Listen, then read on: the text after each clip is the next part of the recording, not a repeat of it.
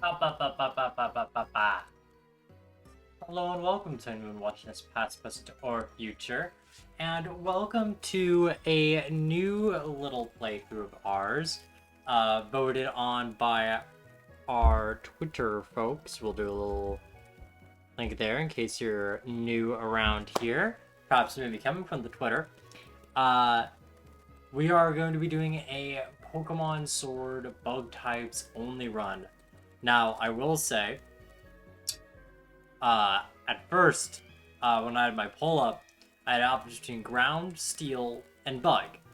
I was kind of thinking ground at first because I kind of like the funky ground type Sword has. But then I was thinking, like, well, steel's also pretty funky, less so in the Pokemon being funky, but more so how you obtain steel types in Pokemon Sword is very odd, and not a very common thing. So it'd be more so an issue of numbers. And why does this mix go to the sad Pokemon song so fucking fast? There we go. Oh god, this... I forgot, Relaxing Pokemon Music Volume 1 is such a weird amalgamation. But, I had Steel types because something that people seem to really like the idea of at first. It would be a good excuse for me to actually use Caparaja. But I put bug types in there because I thought that'd be fun as well. And a very different playstyle than ground and steel. And I also know it's a pretty big fan favorite. A lot of people like experimenting with one of the weakest types when doing some... Before we start the playthrough proper, go on a journey with me. Go into the interwebs for a little bit because I was looking at fun little facts about bug type Pokemon. Right? Okay. Alright. So, yeah. So let's look up Bulbapedia bug type, right? So the bug type, on average, has the lowest base HP of Pokemon. It is typed with grass with the most resistances against themselves. These resisted types are most effectively covered by ground and psychic types, but we will get options for psychic, but not a lot of ground. They also are, they're resisted by fighting, fire, flying, ghost, poison, and steel. Which is... Oh, and fairies. So that's 7 types. And, let's see. Where else?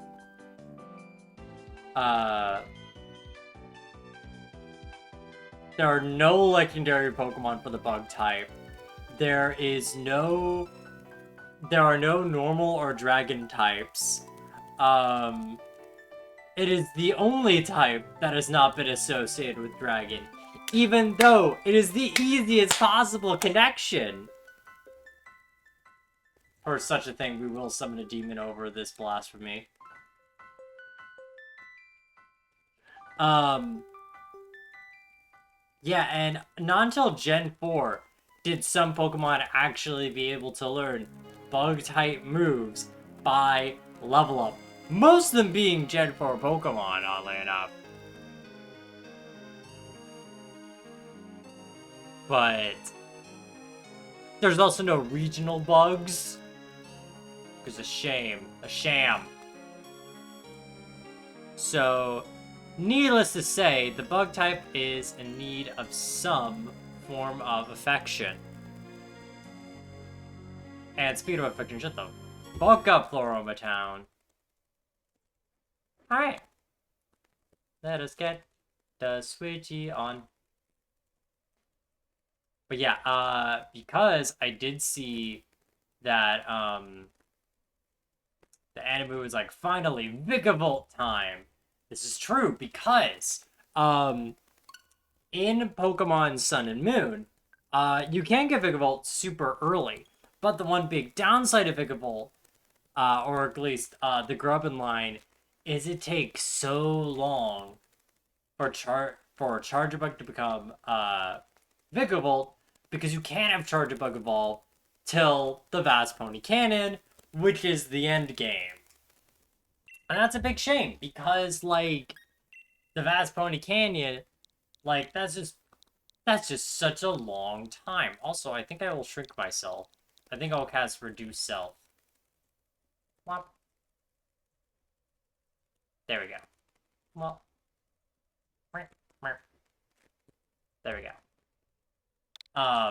But yeah, it's just you know? But like here, this is the gen where they're like, hey, what if we just made those location evolutions based on items, right? So now we just need to get a Thunderstone, which is so much easier to get and so much more practical because like Vigavolt is good, like for sure, but it's not good enough to invest in having Charjabug for like. Yeah, because you would get Grubbin to evolve to Charjabug by the time you get to Lana, because the second trial. So you have to wait between 6 trials between approximately 40 level, yeah, approximately 20 levels worth, while you're going through the main story, and Charjabug's really gonna be outclassed at that point. So like, even if you want to have an electric type that you would get around the same time as Grubbin, you would have, as someone who's recently played a casual playthrough of Sun and Moon, you're gonna have a better chance having using Magnemite, because not only is Magnemite gonna be a lot more defensive, but like also its special attack is really good, and like when you evolve it to Magnezone, it's just a reward. It's already a really good Pokemon for Sun and Moon, but it's like, hey, do you want to make it better? But one fun fact, both in this, but also here's a fun fact I don't know a lot of people know. You can actually get Grubbin at the beginning of the game here in Sword and Shield. It is a very rare Pokemon, and it is only found in the grass, so we can't find it out in the environment. We have to actively be looking for it, because he's a tiny little guy. Because, like, Caterpie, I think, has a 5% chance, and Grubbin, I think, is 2. Let me double check. While I have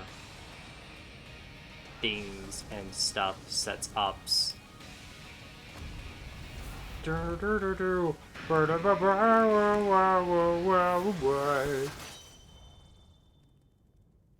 Let's check Route 1. Route 1 has... Ooh, okay. We actually get a lot more bugs than I was expecting in the grass from just Route 1. We can get Blipbug at a 30% chance, Caterpie at a 15% chance, and a Grubbin at a 10% chance. Honestly, better than I thought. I thought Grubbin was much lower. I also thought Blipbug was until Route 2. And I know because in one of my videos I recorded but never actually released had Blipbug as essentially my starter, and I thought I could only get him at Route 2. So that's interesting.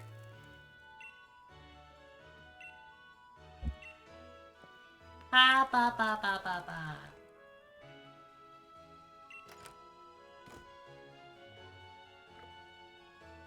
I never noticed that little lily picture in here. That's very nice. Very nice, very wholesome. Do do do do do. Bow bow bow now wow wow. Man, house can't even afford walls, huh? Sag. Ba-dum, ba-da-bum. Alright, let's... Oof.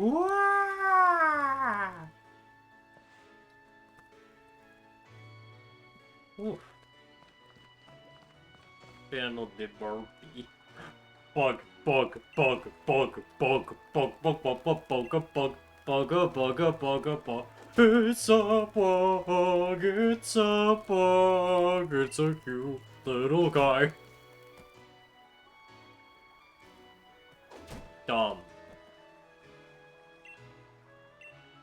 It's a bug. Ba-ba-da-ba. Me when I'm in the bathroom and I see like a bumblebee that stumbled in there. It's a bug, it's a bug, it's a bug.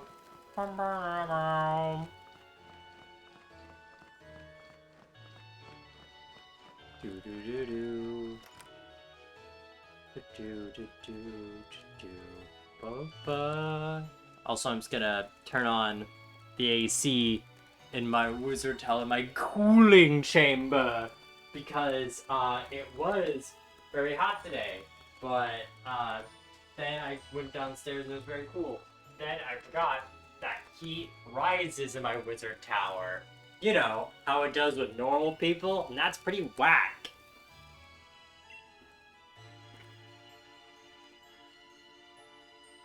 Good thing we won't have to deal with any heat in this playthrough. The joke is the bug type is very weak to fire, actually.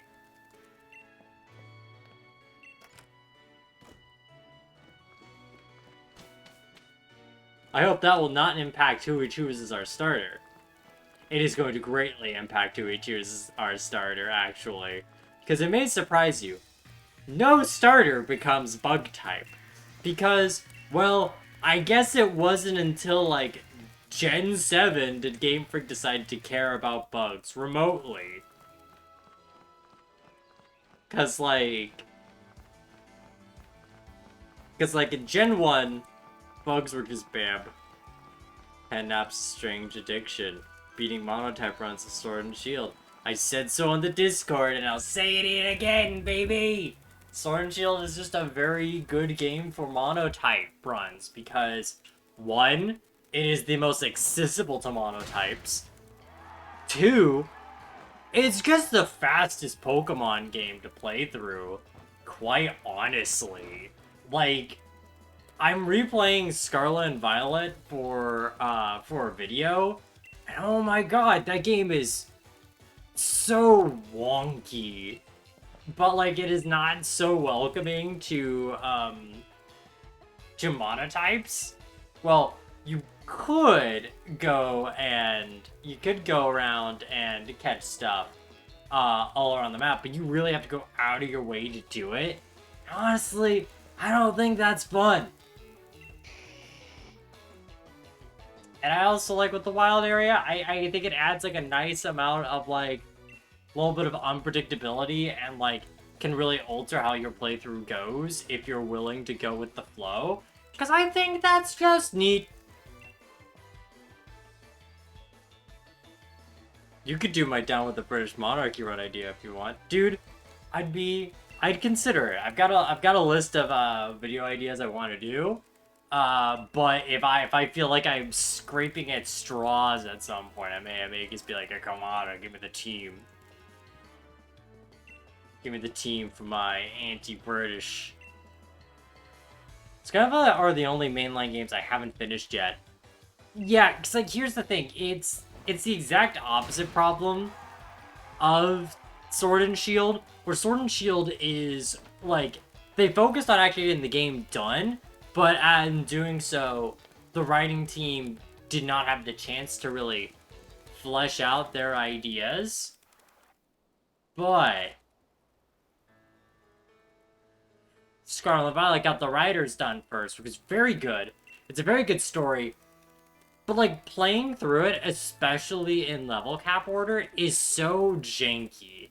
Not even like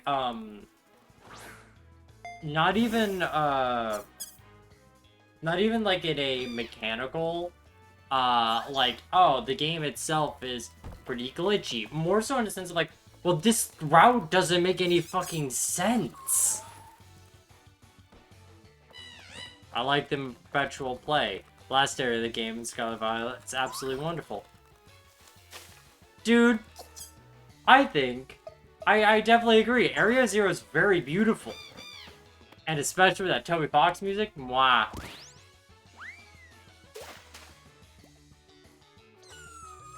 Well, you see, it won't be Grookey. Though I do like that he would be a sacrifice for the bugs. You see, we need a real rival, and although I think the Leon fight could be very scary with that's right, two fire types.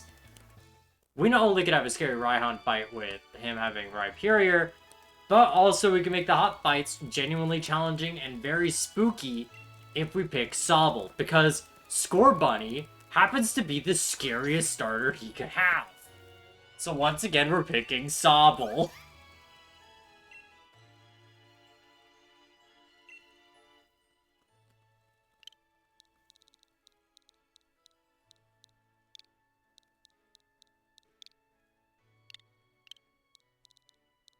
No bug. Yeah, because Scorbunny's cute. Because Scorbunny... When I first saw Scorbunny, my initial impression was like, this isn't a Pokemon. This is just a little lad who will go, alright, what's all this then?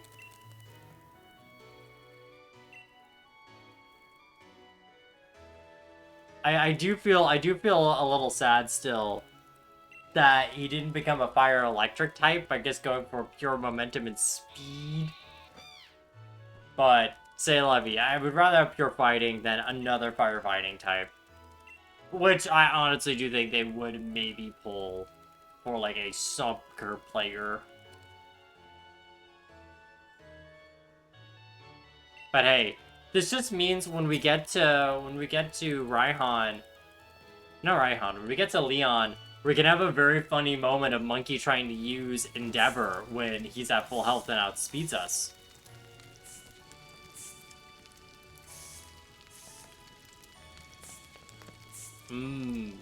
Not. See, Terra-type I always think is kind of different. Because, like, Terra-type's always cool, because you can just be like, oh, fuck it.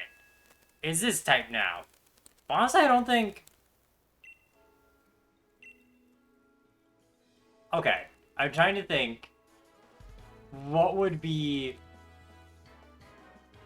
benefits for him? I mean, I guess with Libero, he could really be any type he wants to be, but with Terra-typing, are you locked into a type? Like, I don't think an ability like Libero would affect it, would it? But, yeah, I'm trying to think, like, if you're a fire type, your main... I guess it'd be really good for your rock weakness, for the most part. Even if you are gaining flying and psychic weaknesses. No, but also you don't lose stab. Yeah, exactly. Oh, you're right. You're right. It is kind of horrifying that way.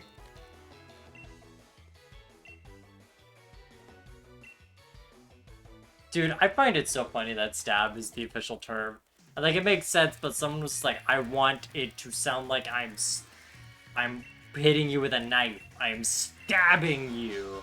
This extra damage, I've stabbed you in the abdomen. Your kidneys, hand them over.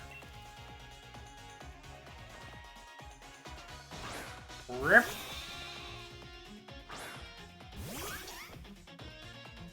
Smiley face. Kidney.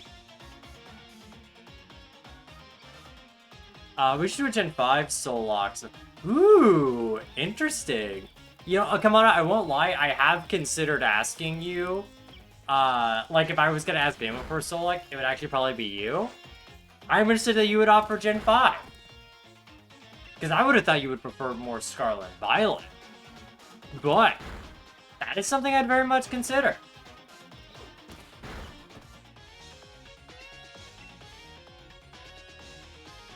Though I also know that, your typical stream times don't always align with mine. Gen 5 is my favorite, easy and immune to capture.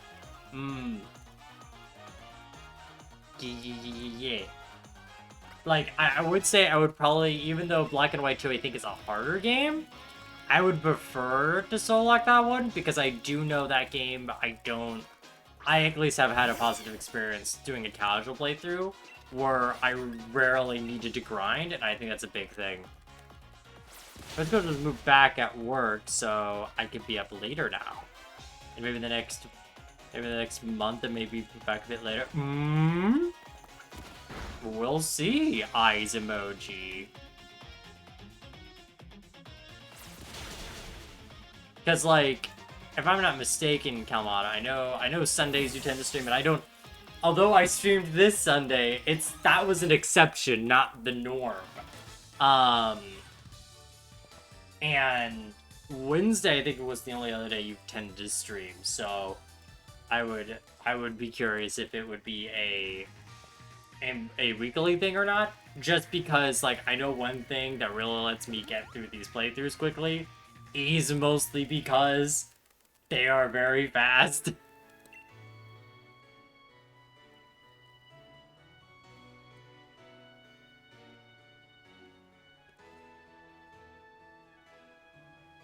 Scheduled before required bed at 2 a.m. Now it's 12 at midnight. Now it's 2 a.m. Woo! Going crazy. Going not getting thoughts. I know it's midnight your time, but, like, also the idea, like, whoa, come on, are you going to work and you're gonna be up at 2 a.m.? That's crazy. How would your mom feel if you were up at 2 a.m.?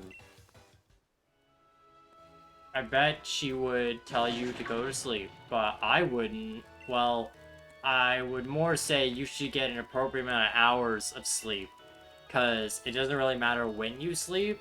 It's more about consistency and also how many hours of sleep you get. Because you could be nocturnal, and that's super cool. You can go to sleep to 2 o'clock, and you can wake up at 9 if you're able to. That's super valid. As long as you get that 7 to 8 hours of sleep, it's A-OK.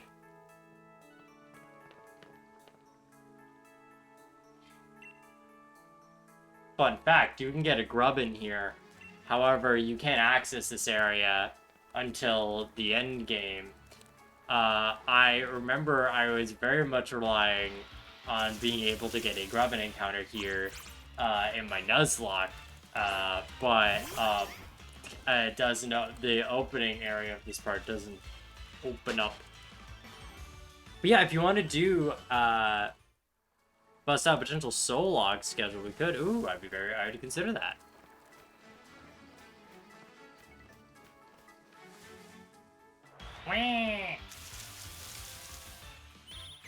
Wow.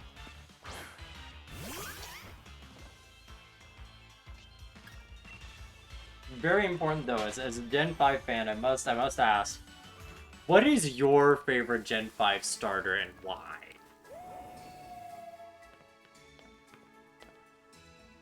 Because for me, I know it was Snivy, but I've grown a lot more to be an Oshawott fan. Anyway, Gen 5 is my favorite, but I would only do anything that isn't Gen 1. Oh, that isn't one I can emulate easily. That's super. I mean, there's a reason why I have not done a Sun and Moon, or even, like... Well, okay, I probably wouldn't have touched X and Y anyway, but, like, there's a reason why I haven't really done, like, Gen 7 playthroughs here. It's mostly because I know you can emulate 3DS stuff. I just don't feel like going to that rigmarole. It's been 3,000 years. Dude, fucking...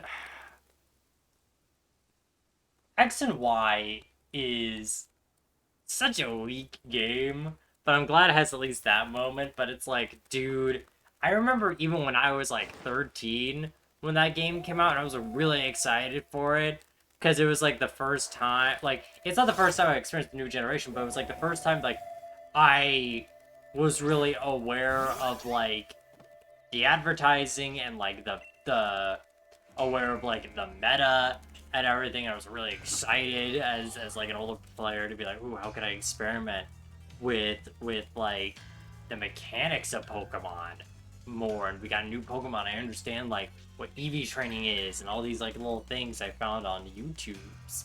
And then, like, Gen 6 comes out, and I was like, wow, this is the most by the numbers Pokemon game I can ever conceive of. Like, Sword and Shield isn't fantastic, but like at least it tries to be different, like in some aspect. Like it at least tries to have a story with each of the rivals, and at least tries to present a new flavor to the gyms and making them more like sport arenas. And it's got like a glimmer of potential. It's got at least a fun gimmick. I think Dynamaxing, although when you the player use it, is a bit too balanced. But like when the enemy uses it and you don't, it makes for very interesting and challenging fights. Oh, of course, I'll get a pretty little flower.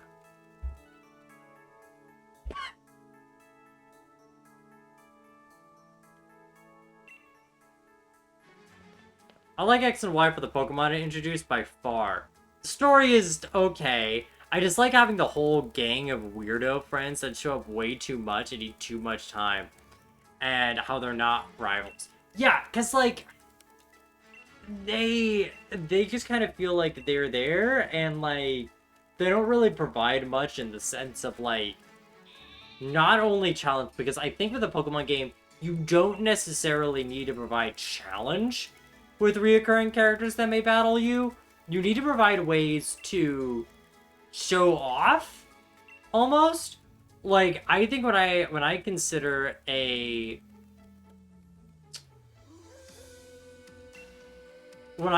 good gym leader, I don't only consider, like, hey, do they provide, like, a cool challenge for me, the player, but does it show me, the player, a cool Pokemon to look forward to, or to, try and hunt, right? Because, like, let's say in Sword and Shield, for example, although, of course, the aces are all Gigantamax Pokemon, so it's like a Pokemon that will have a gimmick.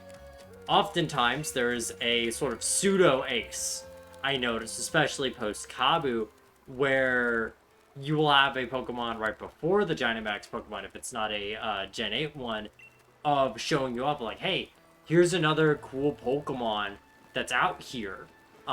So say, like, there's like, of course there's Glosper, but then there's, like, hey, for Nessa, not only do you have Dreadnought, but you also have, like, Arrokuda, or with,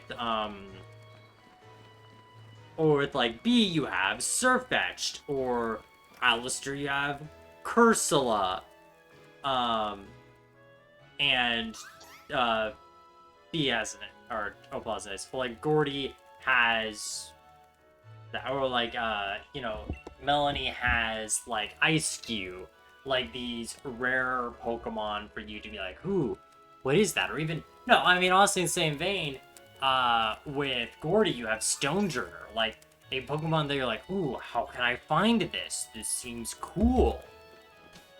Like, I think that's a very important part you need if you're not focusing on a challenge. Have them have rare Pokemon for you to try and be excited to hunt and find.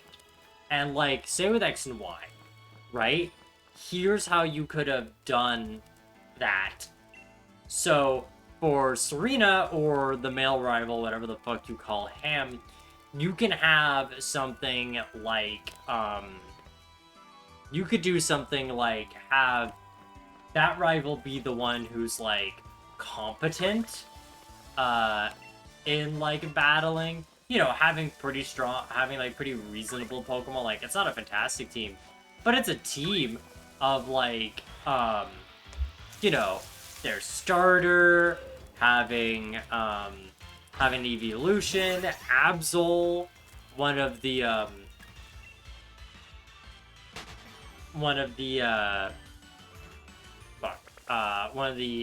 Esper evolutions, Meowstic. Like, you can have those things, and you can have a pretty cool, party with it. But I think with, like, Tierno, for example, his Pokemon only have dance moves. And, like, I feel like his role should to be showing players how setup moves can be really dangerous and a real threat.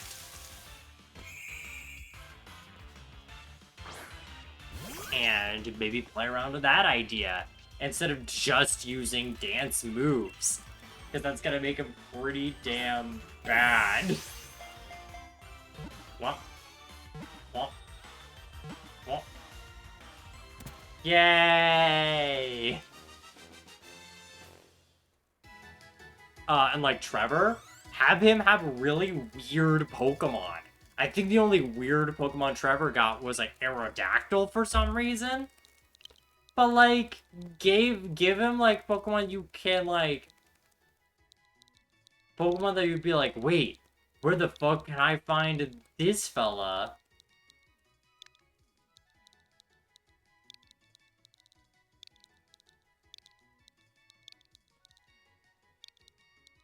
Beetlejuice.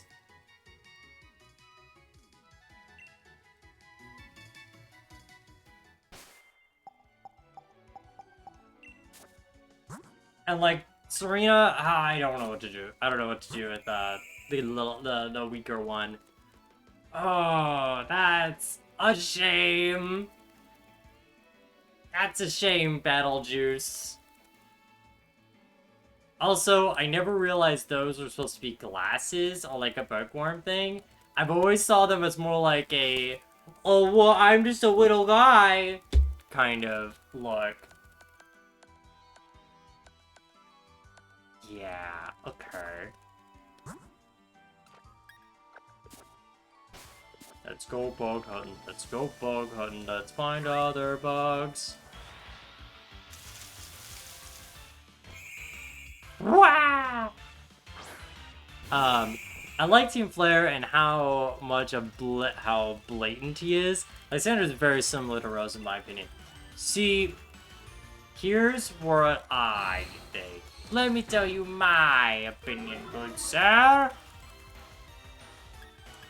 I think Team Flare is very unfortunate because, like, I really wanted to like them because I liked their initial vibe of, like, clearly hoity-toity, like, fashionistas.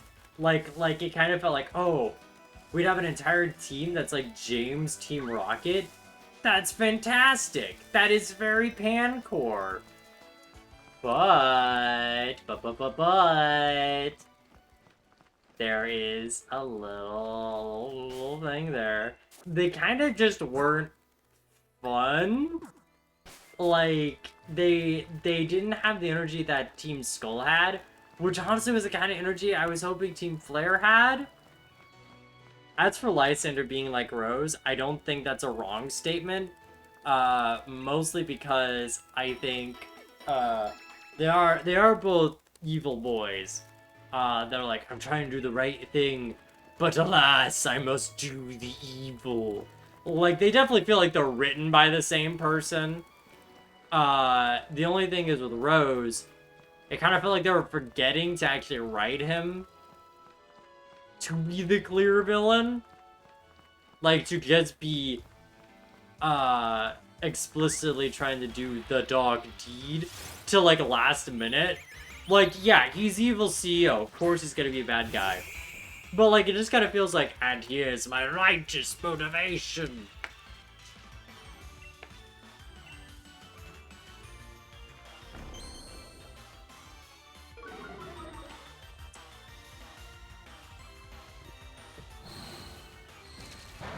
Oh, yeah. Oh, no. Perhaps we can use our great sped. We can't even use our great sped. Roses, I will get more resource by tapping into Nuclear Dragon from... Don't worry about it. Stop worrying. Come on, stop worrying about it. God. B! You're telling me in a world with magical creatures that could break the laws of physics, there's an energy crisis? Right? Like, I get, okay, here's the thing. I can get it there is an energy crisis, less so by amount of resources, but more so when it affects the environment, right? Because even in the natural world of Pokemon, which is very influenced by the world of man, excuse me, you still have Pokemon like Colossal.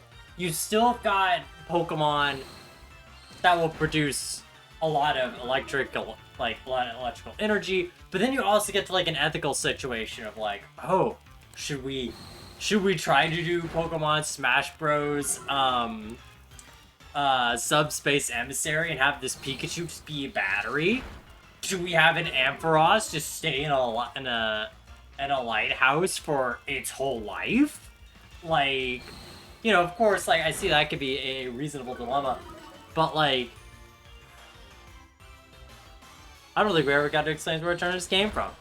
Well, I mean, I think from like I hear of like the Pokemon fan theorists, it sounds like in Scarlet and Violet that there is this concept of a disc world, and I think that could be how they explain since Gen 7 the idea of other dimensions, not necessarily the time travel aspect that Oras tried to pull, because Oras / Gen 6 in Omega Ruby and Alpha Sapphire, to justify it being a fucking to justify it being a remake, was like in the post game, was like in the Deoxys, like, hey, there was a meteor that fell down that caused Mega Evolution to happen, and that is the thing that really diverges the timelines. And we're in the Mega Evolution timeline. That's why things are so different, and you get to encounter Latios and Latios and all that. And it's like, okay, cool. But like in Gen 7, like, we found Ultra Space. We found the 4th dimensional Bigfoot that History Channel wants to convince you it's real. And that gives me brain damage. But, if by brain damage, I mean more psychic damage. But, yeah. Let's see. With, and then, like, you have Eternatus, and then you have, like, Pokemon, I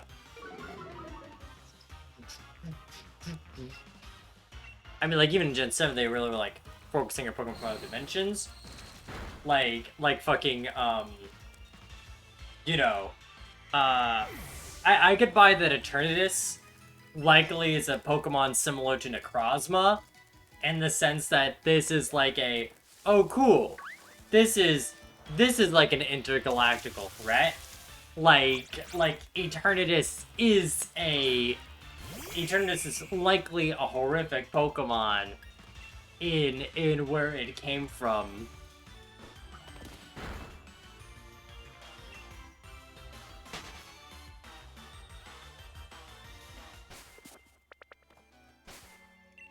And likely could destroy worlds. Smiley face. But I don't know. I know like in the library, there's like some in Scarlet and Violet, there's like a redacted book that has allegedly information about something called the Disc World, and then there's like, you know, and then there's, whoa, what's this? The Pokemon for the last DLC of Scarlet and Violet is a turtle. That is all the Terra type. That is all the types associated on it. Is this the turtle? Is this the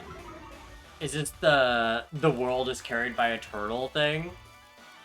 Yeah, people live in Ultra Space, apparently.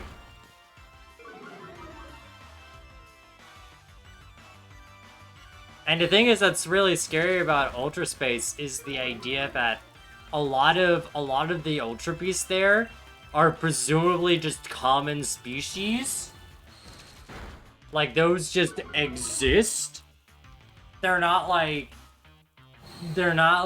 oh, and here is the legendary Buzzsaw. It's like, nah, man, even in Sun and Moon, when you have to hunt them down, it's like, there are 3 Buzzwole loose. Like, I think the only one that's like, this was even an exception for us, was like, maybe Guzzlord?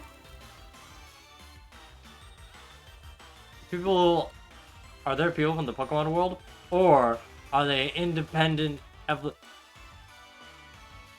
I mean, I'm pretty sure they're not considered human. They're probably their own evolution.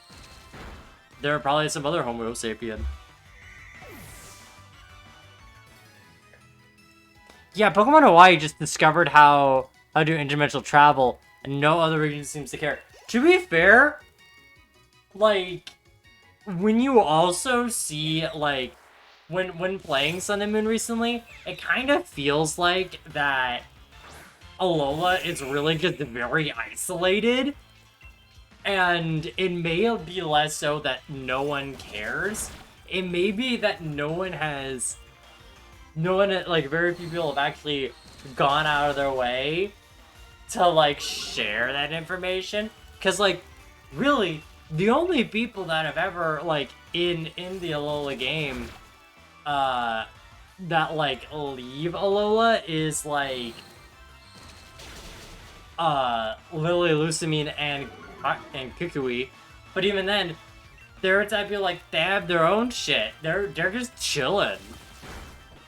Because, like, yeah, we could do that. But also, we just learn how the fuck... We just think that running a league is cooler.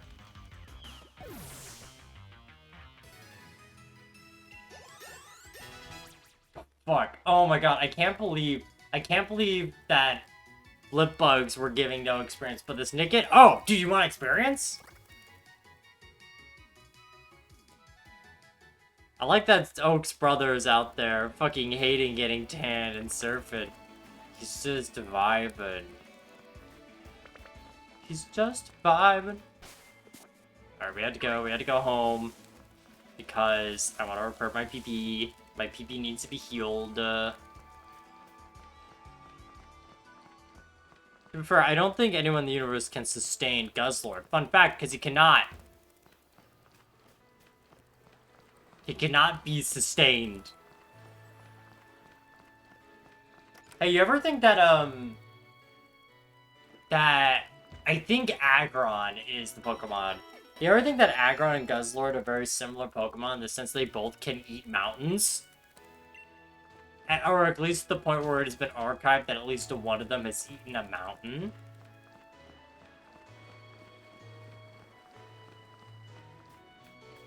Because, like, I think a lot about the fact there is an Aggron out there in the world who has consumed an entire mountain. Allegedly, according to Pokédex. Grubbin! Yeah! The Grubster! And this is cool, because this is the rarer one to get. Quack.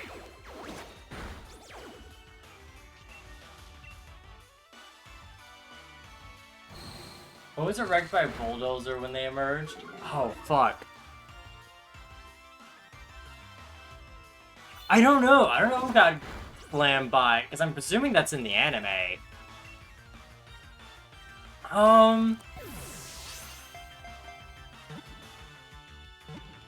Because, like, I don't think Buzzwole got totaled by a bulldozer. And it wasn't Versamosa, because I know the whole thing was that, that Beware fought her. Maybe it was, like, the Celestial one.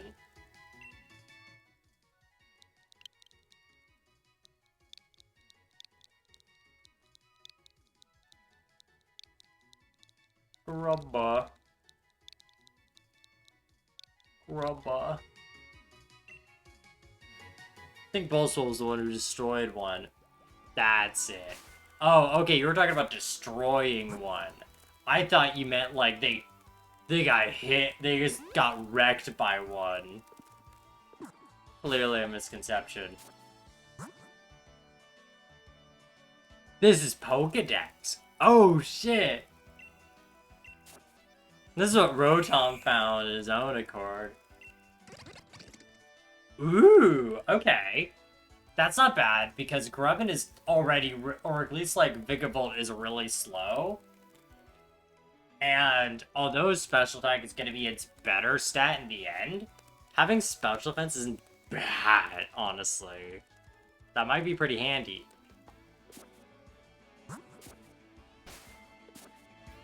I want to get that Nickit because he'll give me XP! If I can get to level 10, you know, that's really gonna be good, because then we're gonna become Dottler.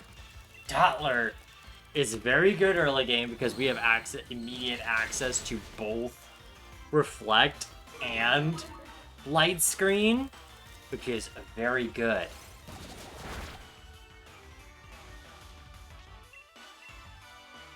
Bum bum ba-dum bum ba-dum bum wow.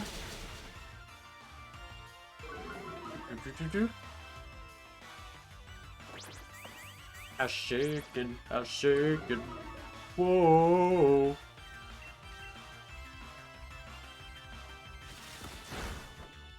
Hey, by the way, you should check out,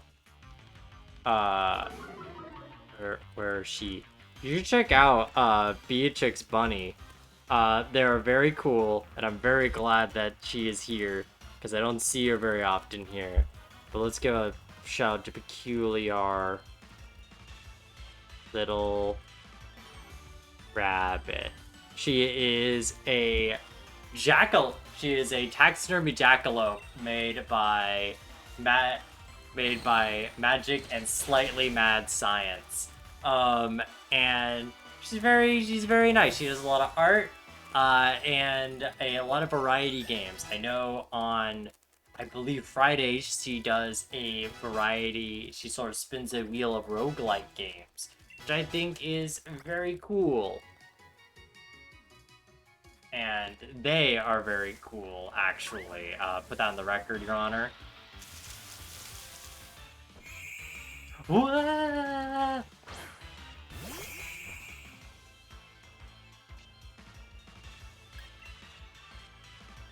And I think they put out a tweet today about something about a co-streamer entering their channel, which is very fascinating. And apparently they're doing like the whole the whole thing where they're like doing the likes and retweets to get their model shown up here. Why don't we see if I can pull up the tweet? Because I think it's cool to support my good pals and fellas.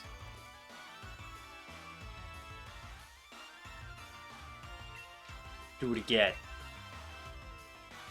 Let's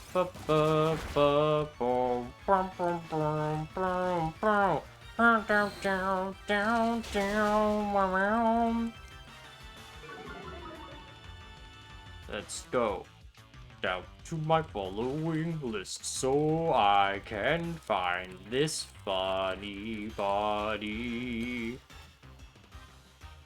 There she is! Yeah, if you want to check out that specific tweeter. Oh, it's a goblin! I want to support Beatrix Bunny. It's the first time, finally time to reveal a co-streamer big debut. It's a little goblin, which is very nice. And each tweet and looks like about 100 heart and retweets are going to unlock the full model's appearance. Why don't I actually contribute to that? Wow. Wow. But yeah.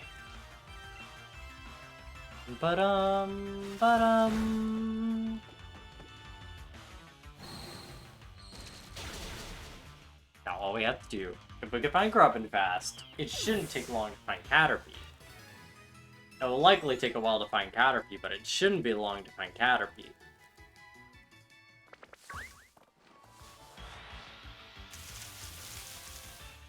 Another blip of bug.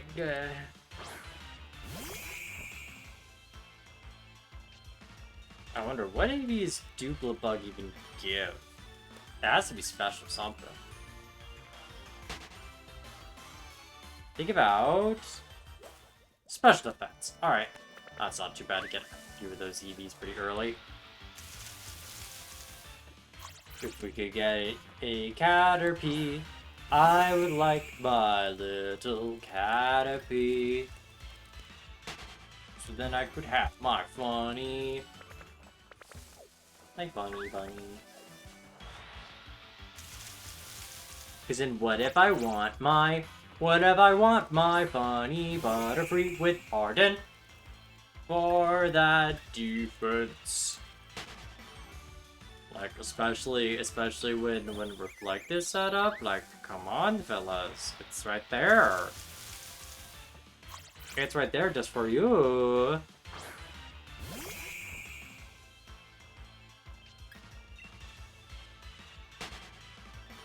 Yeah, Gibble? Who cares about Gibble? It's not a bug.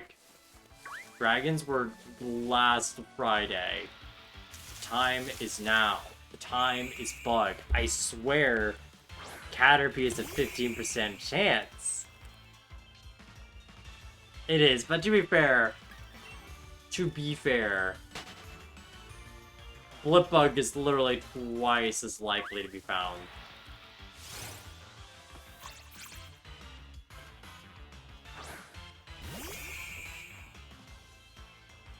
Hear me out, we find it at level 5, right? So that way, you know, if we find, like, if we fight, like, a Nickit or something, it'll practically evolve right away. That is my optimistic thought. My hopes and admirations. Do ba ba da ba ya da da ba ba ba ba da da. Caterpie? Not Terpie. To Caterpie or to PP? That is the P.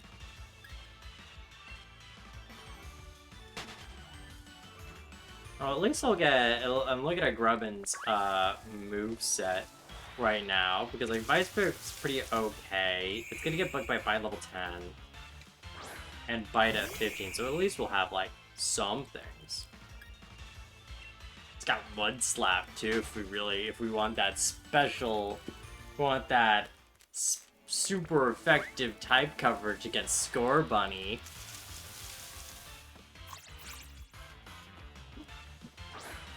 Hear me out.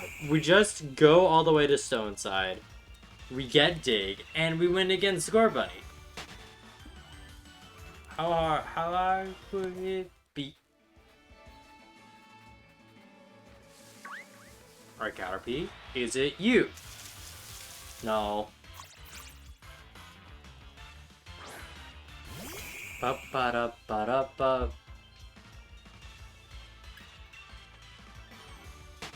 Do do do do do do do ba ba da ba. Let it be Caterpie.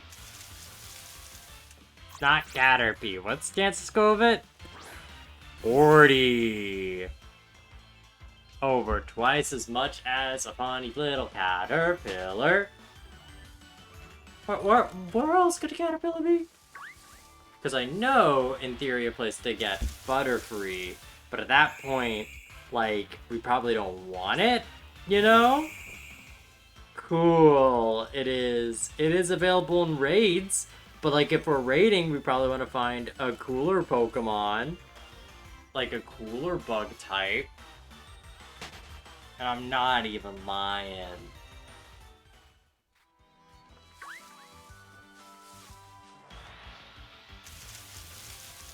Dude, you know what? I should probably move away from here because there's so many birds. And you know what? Caterpie wouldn't want to be around so many birds. Ba ba da ba. Let's see if we go over here outside of bird range. Out of bird. Wap wap.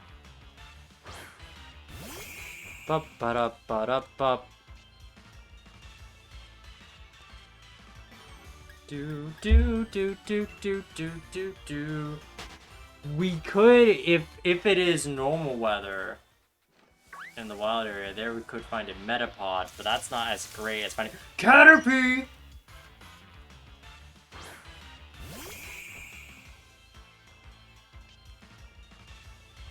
We've done it. We've won, ladies and gentlemen. We've got all the Pokemon. We've got 3 times the amount of Pokemon we could usually get at this point of the playthrough, so like, I guess you could say we already won the game. We're an hour in, and we've got all 3 of the Pokemon we ever need in the world.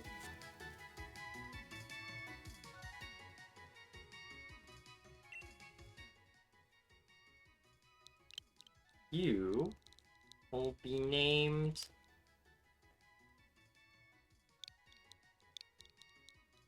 Kitbit. Because that's what my brain told me. What do you got, Kitmit? Who do you want to be today? Who do you want to be? Alright, in neutral nature. Oh, but pretty fat, pretty speedy. I don't think Caterpie is usually a particularly speedy fella. Like, at base, let me see. Is this a chance of good IVs or something? 45? Let's compare it to Dogrub.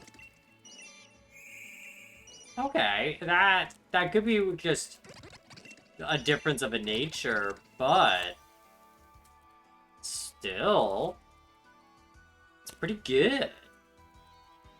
It's leaning a bit more to physical right now, but that actually seems to be very normal, according to Cerebi, because it will shift to being very special.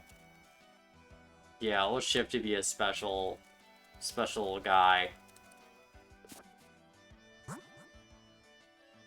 Alright, A-okay.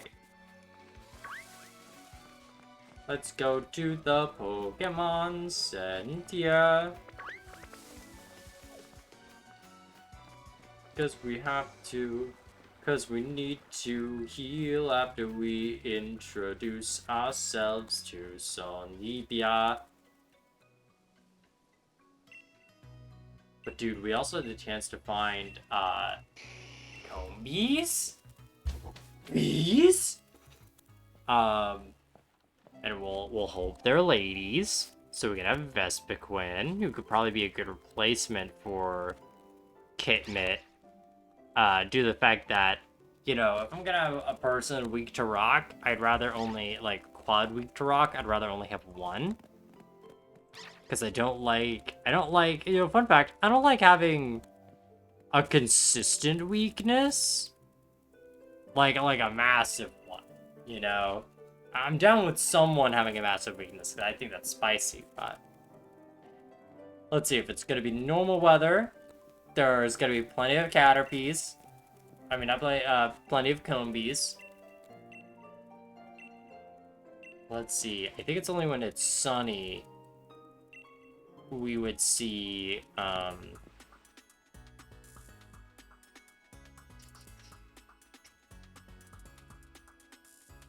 because, like, we could try to risk getting Ninjask, but Ninjask would be pretty high level at level 15.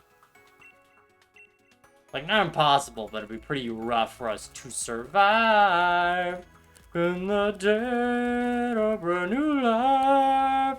For in my life,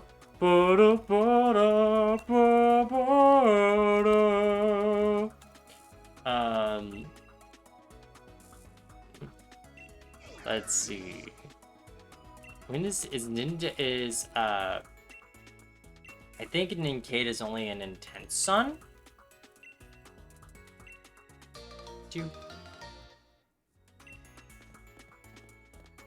No. When is Ninkata out?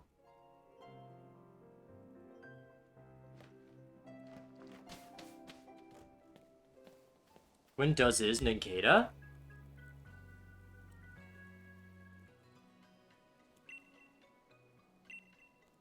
Yeah. Pumpkin. Let's see where they be. Could be in South Lake, Milo.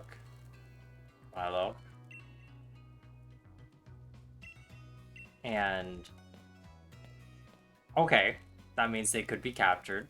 But is that during the sun?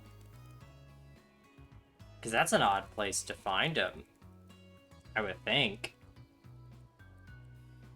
Because yeah, in the rain, they can't be found there because they're a ground type. Because yeah, that's where I would never find like Joltik in my random and my Nuzlocke. Let's see. Are you found in the sun? You're not found in the snow. In the snow. Whoa, whoa, whoa, whoa. Okay, they're random in the grass in intense sunlight. That's interesting. And they're also in Route 5, which is a bit away. Like, that is not till... Yeah, it's not until after... Oh, wow, and they're rare there. Like, Frank... Well, I guess that's because that would also let... Because, like, Ninjask is not super high-leveled for the wild area. Because a lot of the wild area Pokemon, when you go in there, are, like, the big encounter ones are usually in the low 10s. But Ninkata is at a whopping 5%. Which I guess is, again, to block off chances of you having Shedinja and making that rarer. Though, interestingly enough, both Ninkata and Dewpider are both 5%. Which I think is just kind of interesting on the same route. Huh. Like, you're more likely to find Applin than you are both Ninkata and Dewpider. Like, I honestly didn't think Dewpider was... Like, I forget Dewpider's in this game. Like, until today. I just didn't even think Dewpider was in here. And that's because Dewpider is kind of one of those Pokemon, like, it's a really cool idea, but it just kind of gets pushed to the side. You know?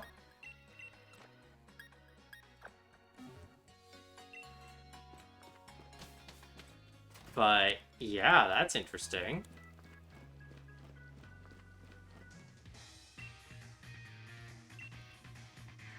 But I do know there's another water bug type that we'd rather have, but the big appeal of Dewpider is usually if it gets the ability to water bubble, which would mean essentially it would prevent it would have to move some fire types, and which it already resists, so it essentially would be quad resistant to fire and cannot be burned. And I think does water bubble also give a boost to water attacks?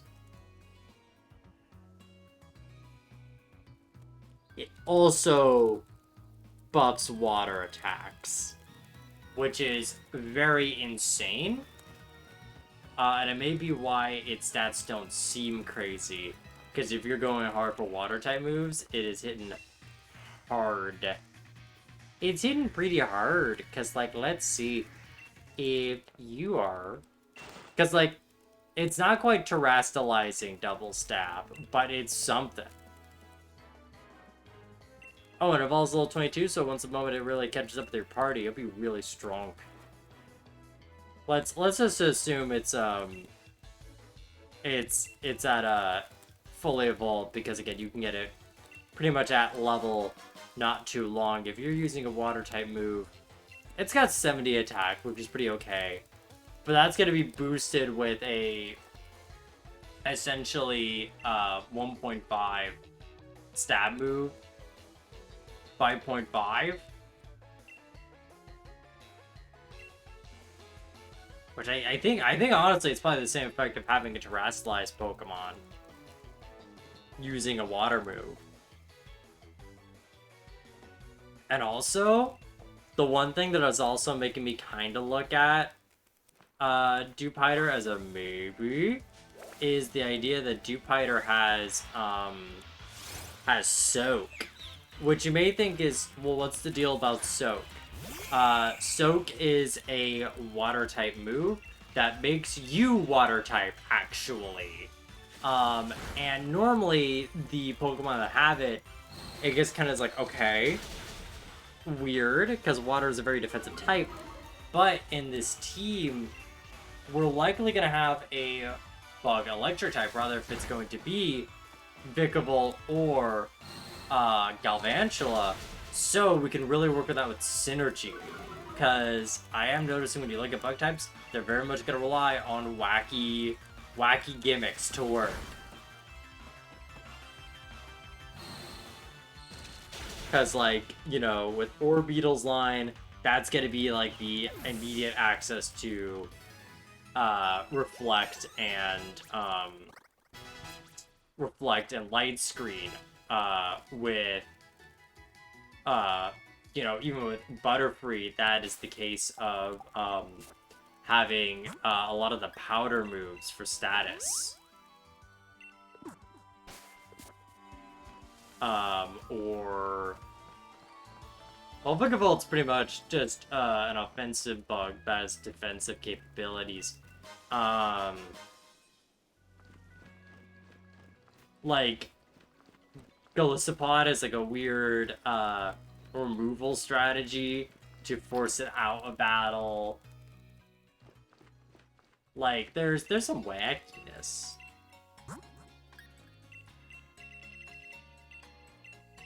Just get, at this rate, 20 potions? Yeah.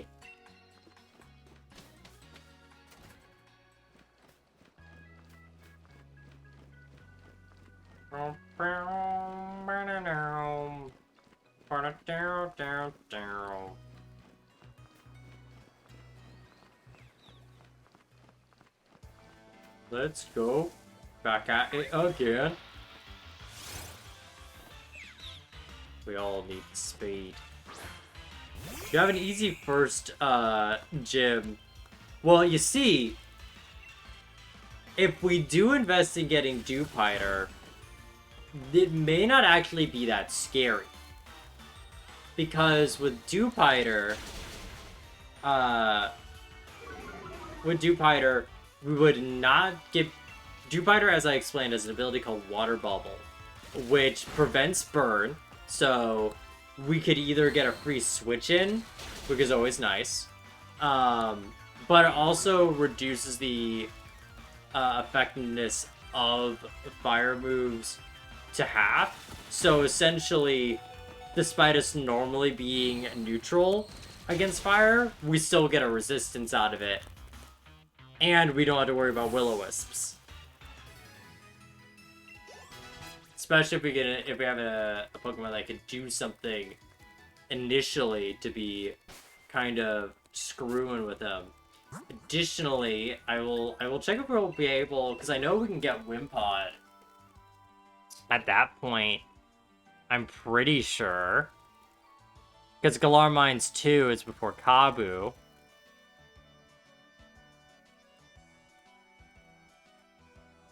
Let me see. Let me see with my mind's eye. Bum ba da bum ba da bum.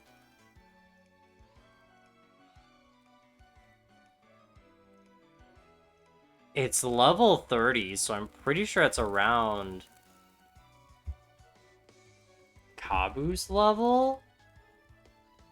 And we are not playing with hard level cap. We're not playing with level caps. So that could be neat. I mean, I know in, again, a scrapped video, or more just a video in the back of my pocket, Nessa would just, our good friend Beetlejuice here, and one other Pokemon needed to be level 30 to even beat Nessa. but that was more of a very specific situation there. Yeah, but Kabu's Pokemon is only 27, so we would be over leveled a little bit if we wanted to be using Golisopod, but Golisopod could be very handy, especially with a Rossberry. Like, we have options at that point.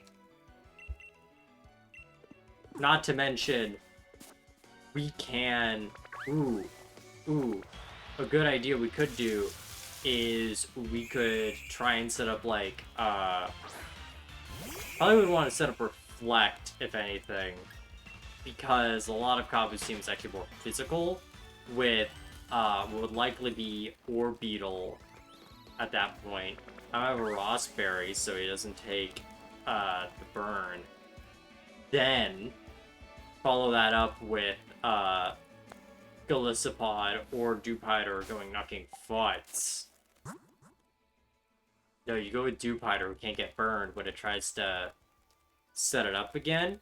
Then we got a Stew going. Let's see. Well, Starburn. Oh, yeah. Yes. Yes. Okay, Grubba is better. Grubba's better.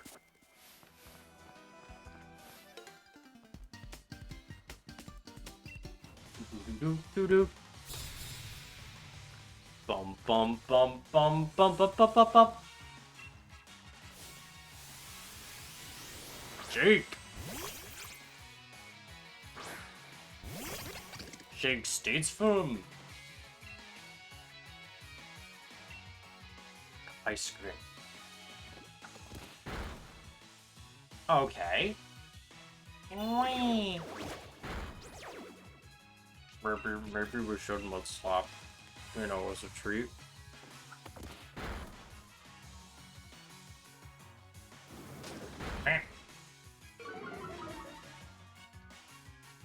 Bow, bow, bow, bow, bow, bow, bow. Hear me out, what if it misses? No!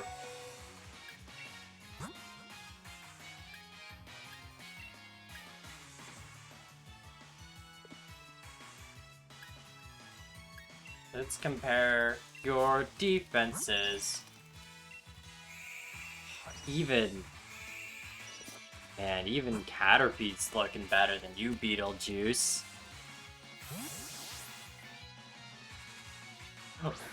Beetlejuice, what do you do? Oh, I just did possession.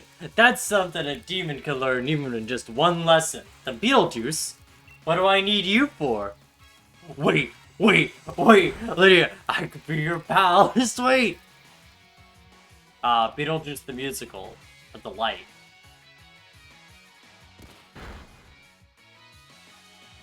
Dude, Caterpie! Wait. Me when I'm Beetlejuice and, Lydia realizes that any old ghost can possess a person so she can embarrass her dad. Wait. No.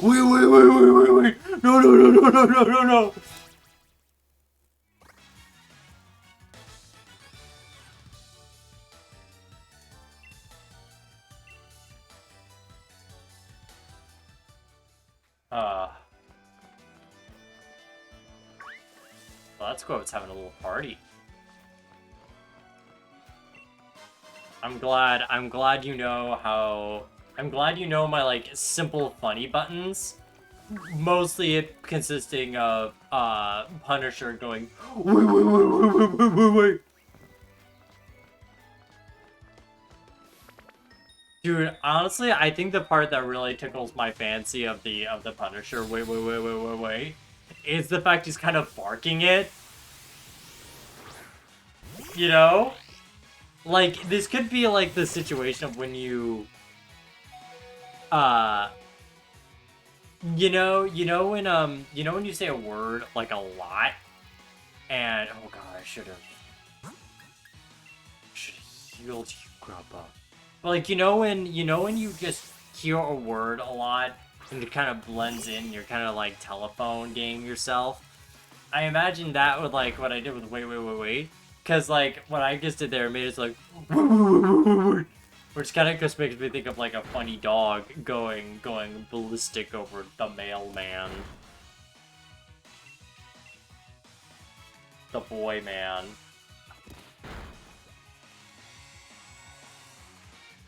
I like the audio, and generally associated with the Eevee. What Eevee?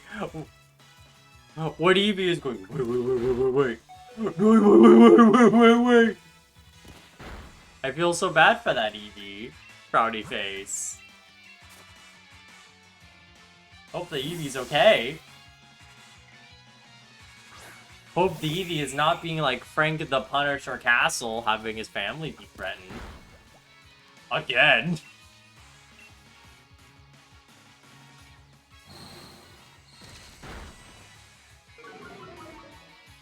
Imagine being Frank Castle and your family ever being threatened.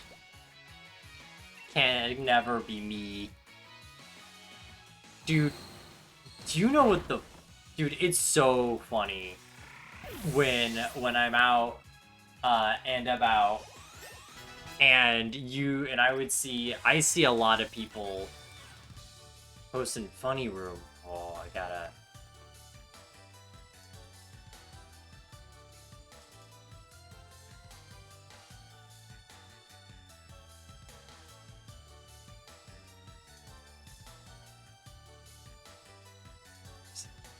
Like, I'll play it on stream so people can hear the... Oh, no! No! I see the context. No. Wait. Hey, Wait.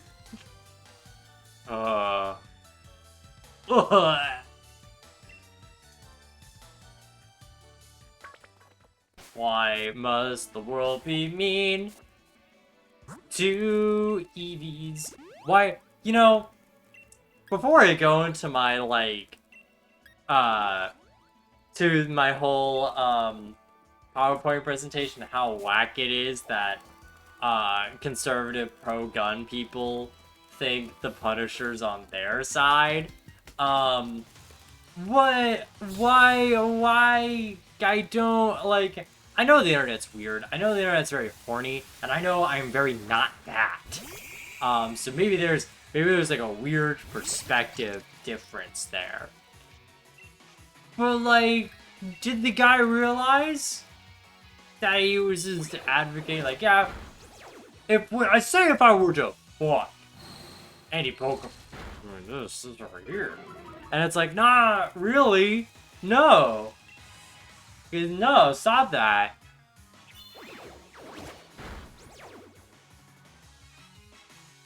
Maybe some people are not good. A lesson. A moral. Maybe sometimes people should stop talking and have their mouths join the rest of their mouth flesh. Shrug. Ba-da-da-ba. Nick it. Nick it well right in the bud. Grubbo is really looking good. No wonder why he's a rare boy. I'm the grass. I'm the grass man. I go around and eat all the grass. I go into the ring. I pull grass out from the ring because I grew it there. And then I start eating it. Then I start spitting it out because I don't want to eat grass.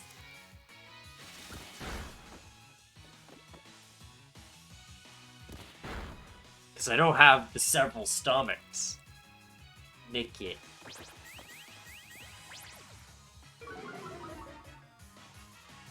On the team of little guys who bite you. Yeah. I don't know if I told you, Kalmata. I likely have because, my brain is very, very D&D hyper-focused a lot. But I have been in a game where I ran that I ran based off of, Galar. And one of the players based their character off Nickit, and their name was Sneef Snorf. And they sneef and they snorf. I don't, there's nothing else to tell you.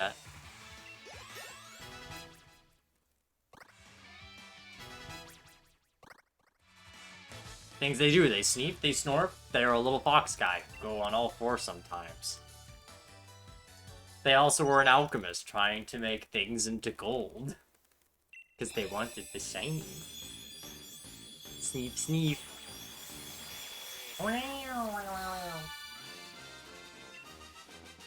The same player, so recently, like over this last week,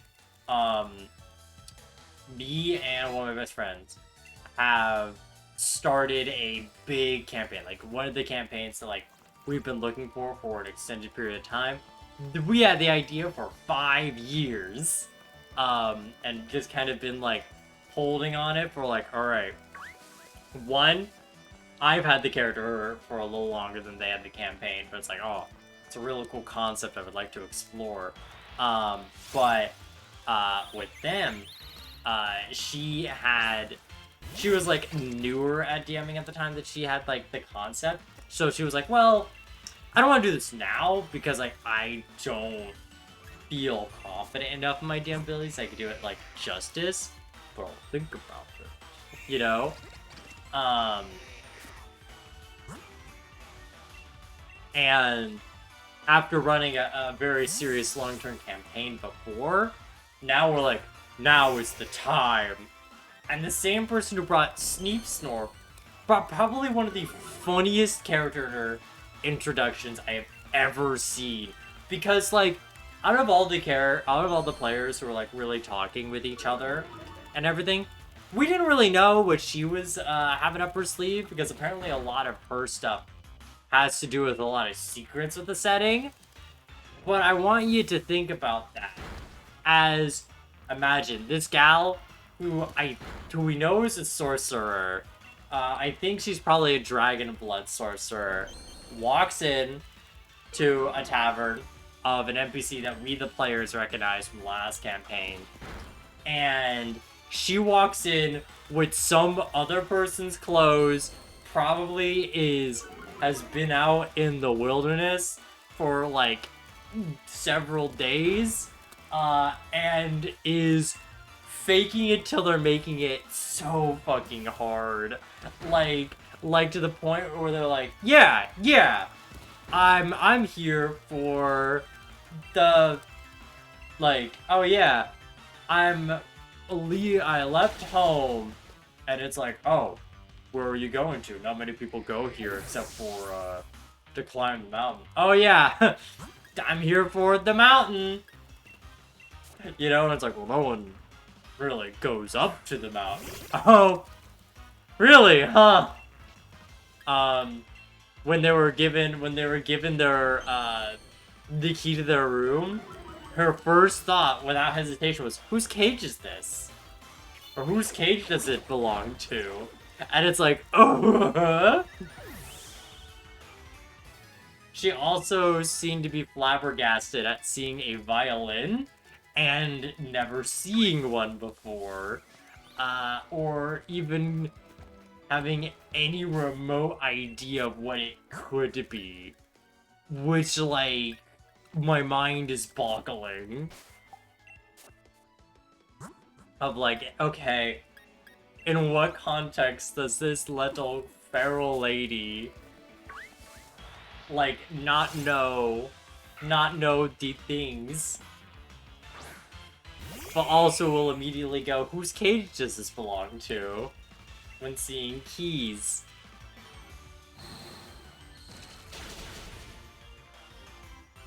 And also to characterize, I think, good vibe check of this character in particular, this is a character I vividly imagine drawn in or at least animated in the style of Atlantis: The Lost Empire. Which is a good energy. Your Honor, energy good. Energy crisis does not exist in the Pokemon world. Source: Chairman Rose. having an energy crisis.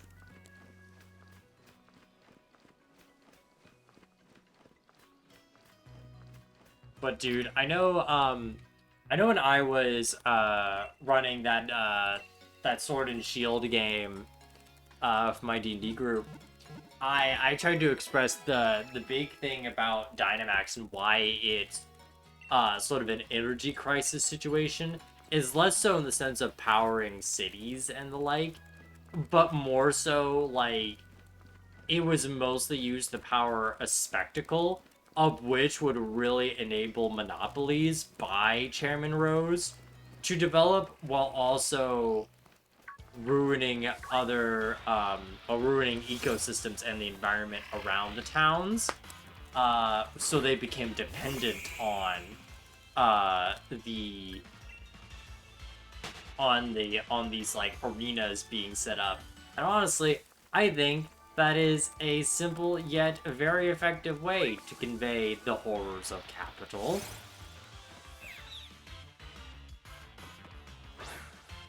Of Das Capital.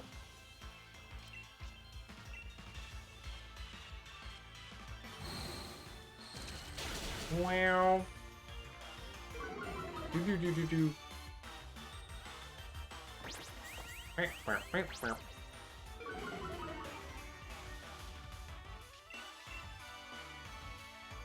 Hey guys, what's your funny fantasy capitalist villains? Just curious. Just curious, what's your favorite let's just say your favorite fictional capitalist villain? Some of mine have to be Bezoos and Elon Musker.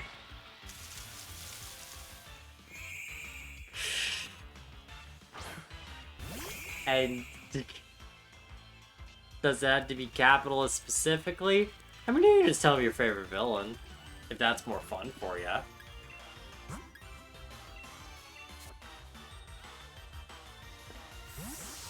Fine.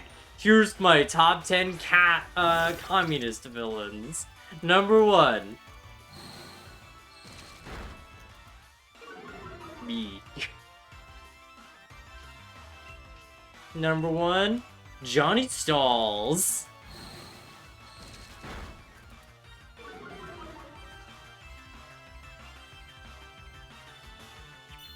From children's animated media, I am a big fan of Professor Screw-Eye of We're Back, a Dinosaur Story. Dude, I need to rewatch. Honestly, I don't really remember We're Back, a Dinosaur Story being particularly really good, but I do remember really liking the animation style. Like, I really did feel like it stood out from its contemporaries. The scene they cut that gives it all the context of his backstory is great, and Criminal they cut it. Man, it's weird. Why would they remove something so spooky? And also keep in the fact they turn kids into monkeys in a vivid way. Hey CP, how you doing? We're just training for the hot fight because we're using bugs. Ooh, a rare C dot.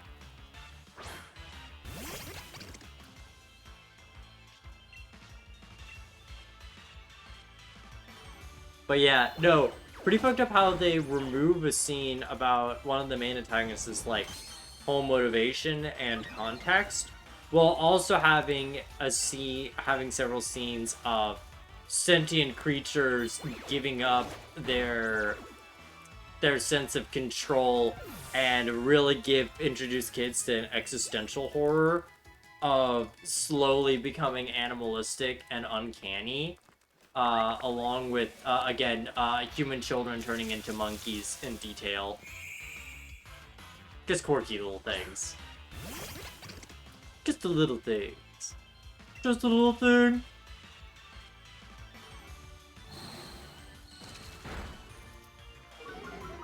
Good. Got the hand of Dynamax adventure. Hoping legendaries are 100% catch rate. Here's the thing. Yes, the legendaries are 100% catch rate, but if you care about shiny hunting, I do gotta tell you, you can only get one of said legendary Pokemon. So, say if you did want to try and fish for a particular shiny legendary, excuse me, then you'd have to hold out on it. Oh, I don't care about shiny hunting. I'm just tracking down all the Ultra Beasts. Okay, cool. Then yeah. No, they should be 100%. You should be good there.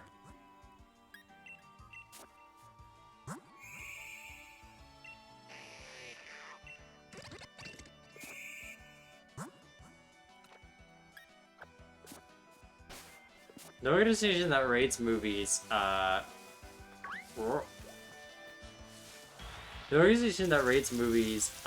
like general audience, teen parental guidance restricted, was starting to rate the movie as T at the time, which would have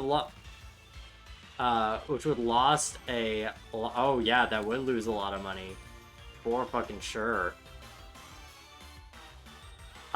Generally a lot of meddling was involved from various sources that left the creators' feelings unsatisfied with the result, with no desire to do it again. Oh, that's a shame.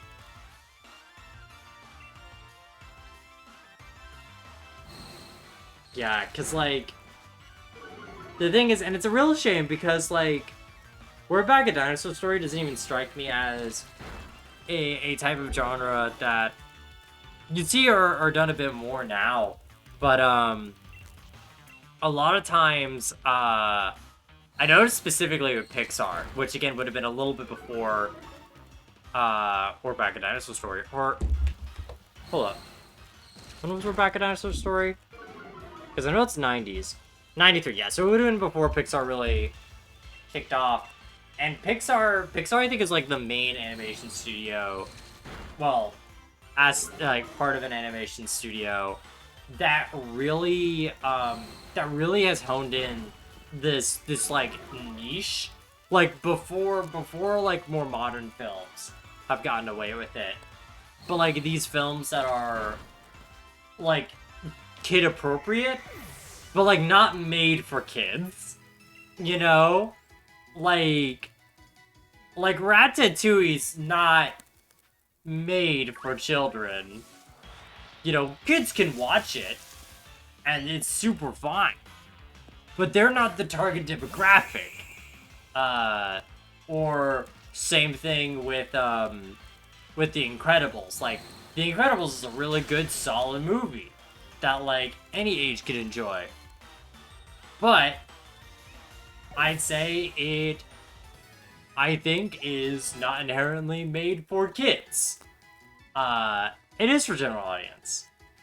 But I don't know. I think when I say made for kids, yeah, I say that in the sense where it is specifically written in mind of kids, which I feel like is a very specific genre of movie. And it's not necessarily a bad one. Like, I would say recently, like recent examples would be, say, Encanto and Turning Red, where both are animated movies made by Disney.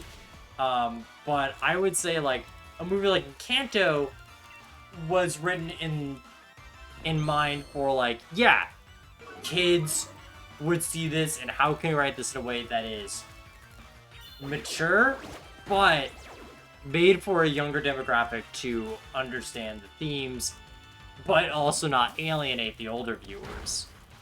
But I feel like Turning Red is a movie that is very much made for, or at least it's very much for,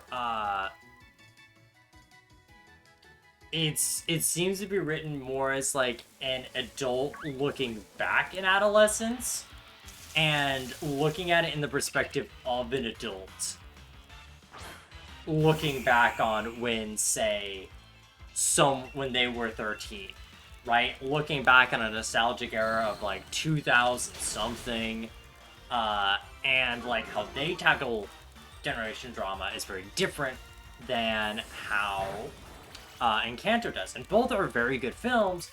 Well, I would say Encanto's better, but they're both good films and have mature themes, but one has a different weight than the other, right? Like, Encanto has a lot of more emotional weight of the sense of how much it uses the fantastical to emphasize very real dilemma, like a very real sense of generational trauma and expectation, whereas I feel despite the more supernatural inciting incident or pitch of Turning Red has a much more of a grounded feel and makes a lot of the moments feel a lot more real and just sincere,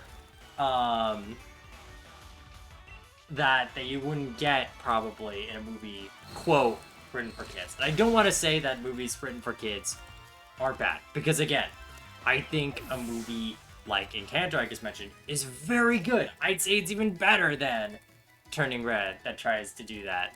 Or say, for example, what's another good, let's say for like Disney specifically, because I know Disney is the one that would mostly write for kids. I'm using the trademark more as a genre of filmmaking. I mean, kids understand a lot more than people think. Oh, no, exactly. No, kids do understand a lot more, and I'm not trying to... What I'm trying to say is not that I am underestimating children. It's just more so... I think there's a difference between writing something with the in a perspective relatable or inspiring to kids, as opposed to a perspective that is much more lenient for a adult's perspective and retrospective. Because I know, taking media outside of Disney here, a piece of media I really like is Epithet Erased, which is a independent, well, it started off as an animated series and has turned into an audiobook, done by Jello Apocalypse, a very cool YouTuber.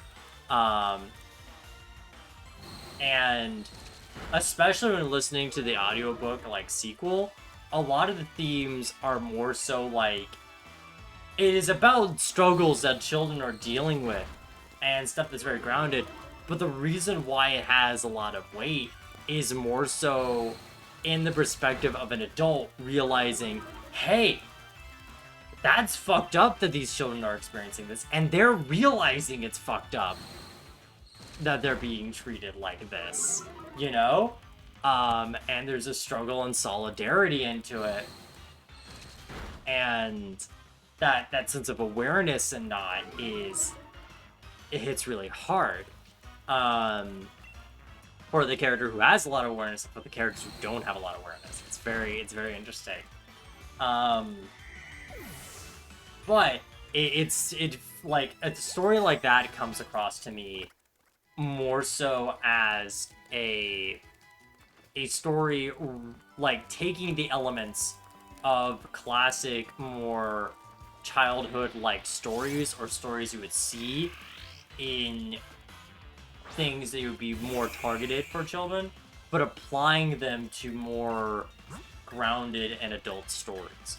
Now, again, I don't want to say that, like, oh, well, it's more mature and sophisticated than this lowly Meet the Robinsons. I don't have anything against Meet the Robinsons. It was just one of the first things, like, an animated thing that I could think of, all add up.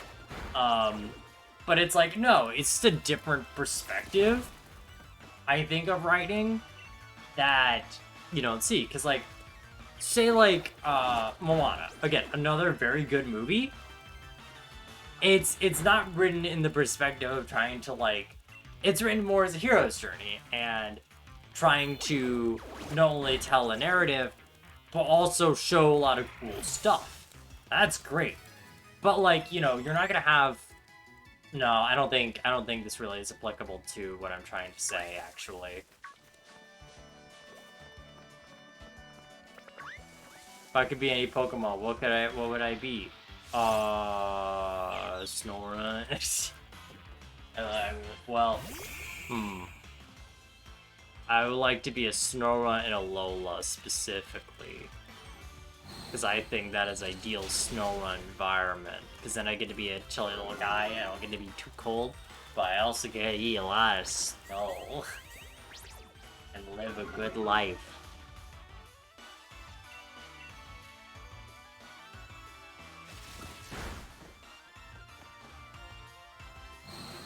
I know, Kamada. What Pokemon would you be, and why would it be a Vulpix?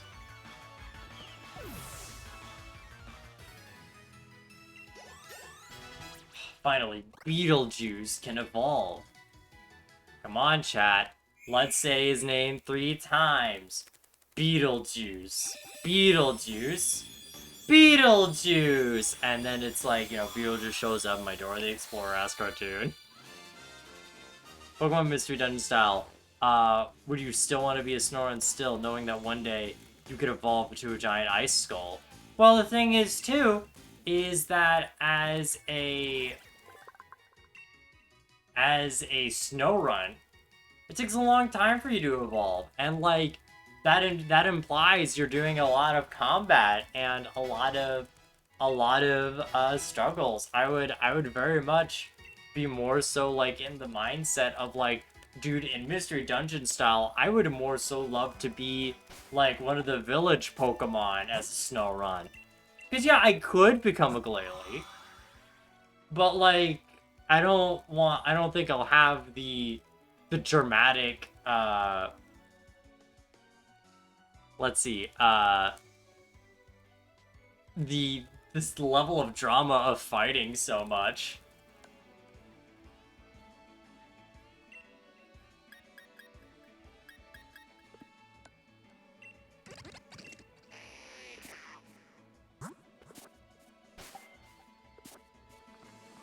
But yeah. I'm gonna go to the Pokemon Center and get more water before we fight B. Not B, Hop. My brain is like a... My brain's like a gumball machine, and oh boy, it rattling.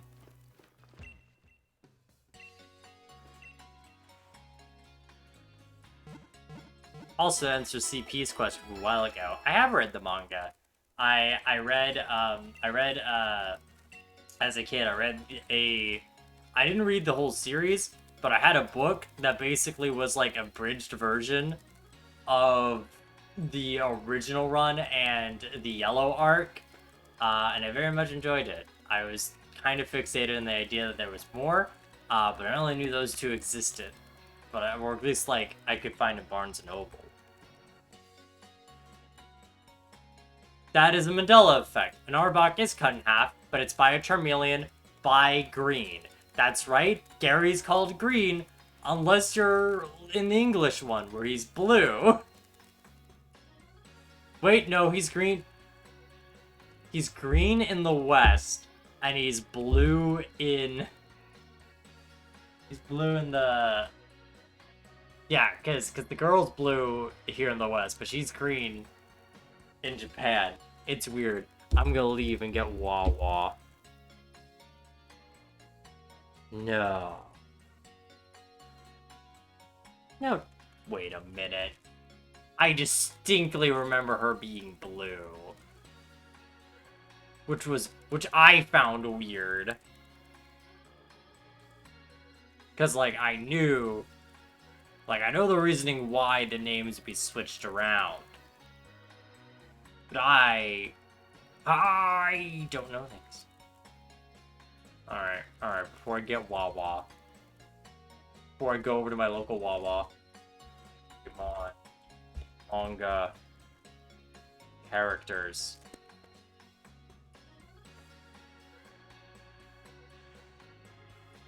Oh no, you're right. Well, I dissipate. I dissipate into ashes. Oh well. I'll have a little walk of shame as I drink my sorrows away. I'll be right back very soon with some more hydration because it's hot and it's summer.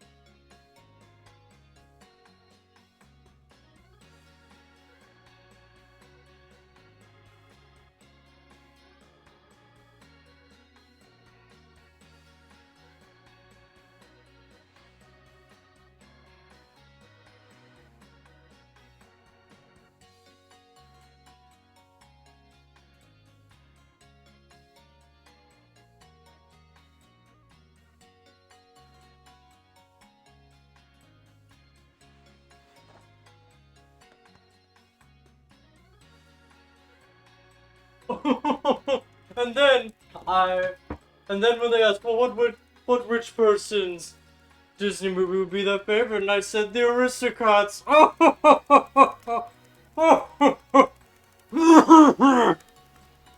I died in rich person laugh. It's the Aristocats. Coming to you soon, back from the Disney Vault. You get to see all the sketchiness of the 70s. Excusez-moi, monsieur.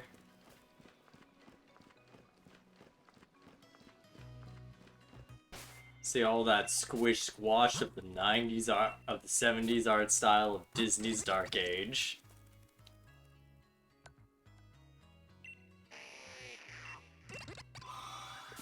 Around you?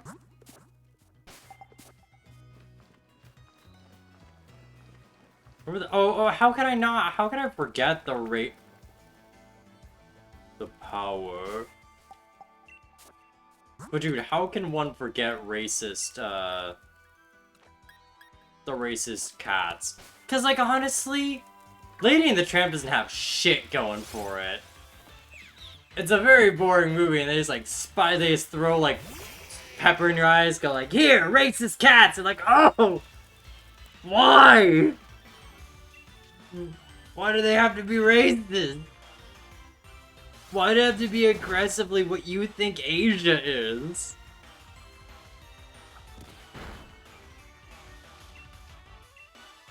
Could you just be normal, Walt? Actually, I think that's post-Walt. That's post-Walt racism.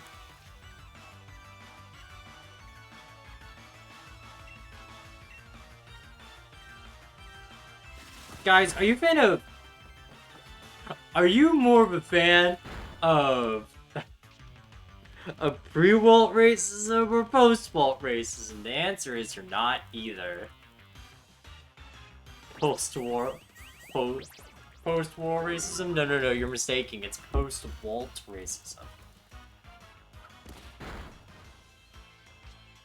You know, we're not like blatant like we were in Peter Pan. That was uncouth. Uncivilized, even. We're gonna have... Oh god, we're not gonna have one racist cat. We're gonna have two of them. And that's just in that movie. That's right. In another movie, that's right, it's Back to the Aristocrats. We're gonna have another racistly Asian cat. You're gonna ask us, why are you having so many racist cats? And I'm just going, ha ha ha. Disney hated cats. He named the cat in Cinderella Lucifer. Cause ooh, that Walt, he's not a fan of the kitty cat.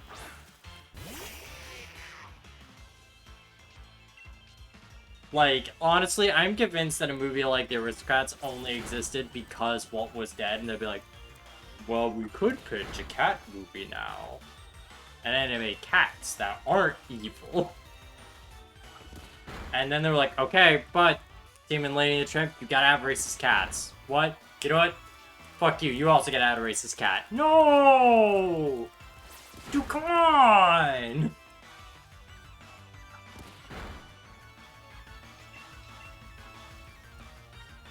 Also, I do feel like it's a bit of a wasted opportunity for the furry community, specifically the ones who really liked cats, to not really use the song Everybody Wants to Be a Cat. Just saying. I feel like it's a missed opportunity in the timeline.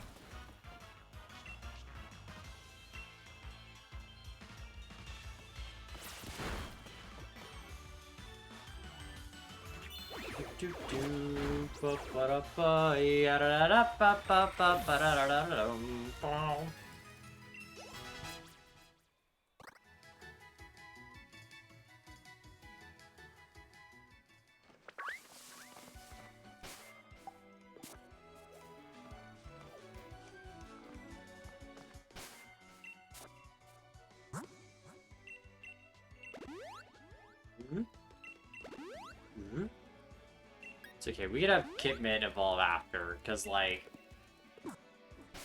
we've got Dottler now, and I know Dottler could take care of it by himself. If need be.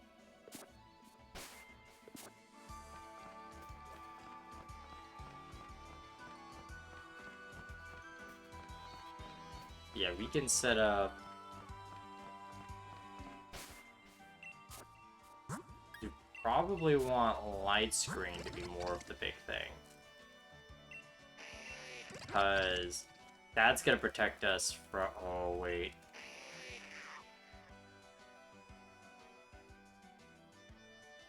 Would it be better to evolve Kit Mid first?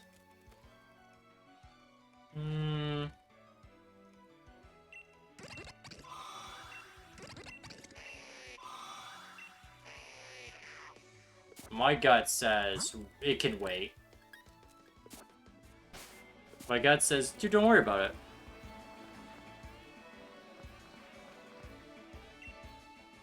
We have a super effective move.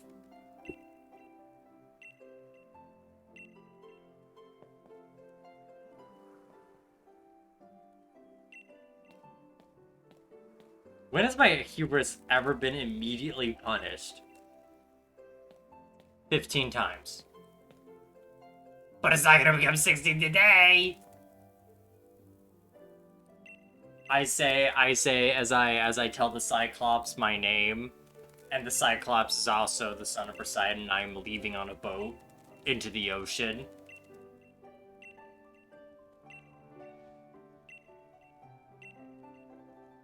Me when I am a funny king of Ithaca, and I tell the Cyclops my name because, you know, I wanted to know who we got by, and then he's like, oh, Dad, blinded me, and he's like, and his dad's like, oh man, that sucks. What do you want me to do about it? I hope he doesn't go home. I was like, I can do that for like a decade. Yeah, sure.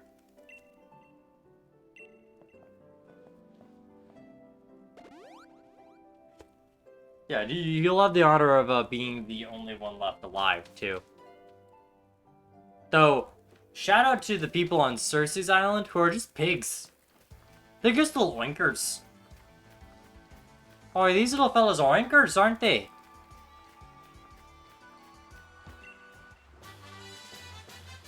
Could any of them learn payback? So we're not a... It will likely be slower than Score Bunny. Really? Not the most optimal one to learn out of these guys. Yeah, not at all. But... C'est la vie, la vie. Here we go. We actually have... Yeah, so we have Reflect set up for, like, Grub, for, like, Wooloo, and... Well, I think we'll be fine. I'm fine. No, really, I'm fine. I've never done anything wrong in my life. I'm just a little guy. I'm just a little guy. I've never done anything wrong once. I've never done any murders, theft, taking anyone's left hand. I've never done any of those things. I wouldn't do it even for the pinky. I wouldn't. Stop saying I would. Stop! He made a pinky promise, okay? And he broke it, so I took his pinky. It's in the rules. Come on. You're acting like it's weird. Well, you're weird. You're weird and stupid and wonky.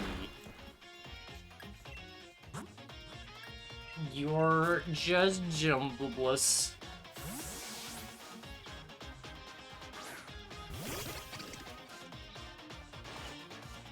Alright, let's see how much reflect this helped us.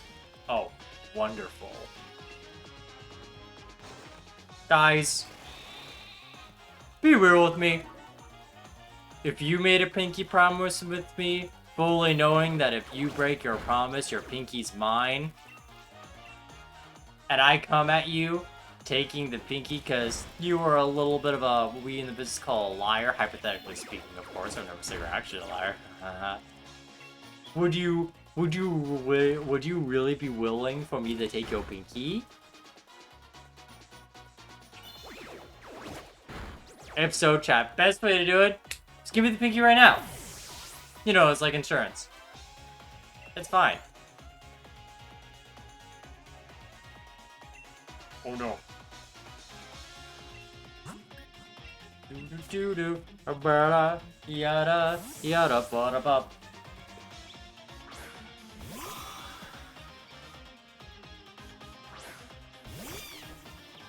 Wham!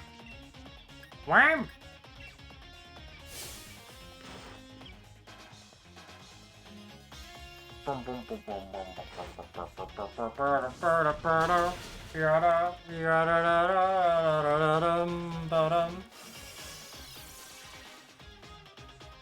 My screens are so light now.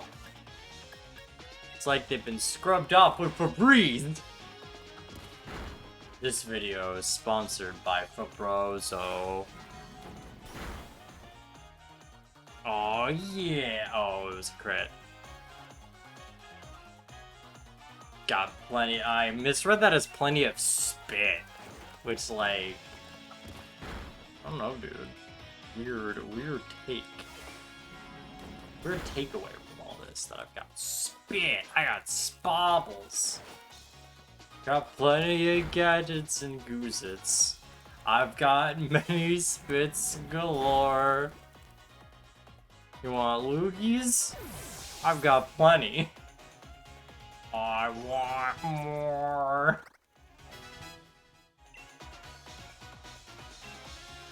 I want to be where the spit takes are.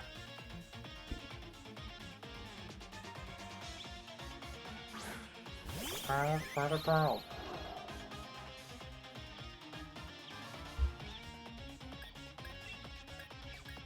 what do we get? The reflect up. Oh, whoa, we outspeed a Rookity? Must be that plus speed nature.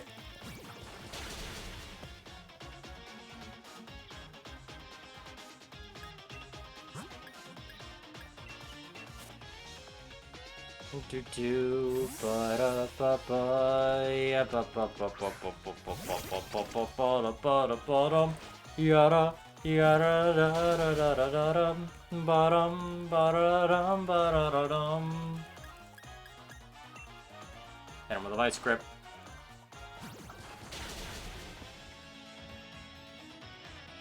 Watch him crunch him. Oh, I like how it, like, wriggles a bit. Like, it's like, fuck you.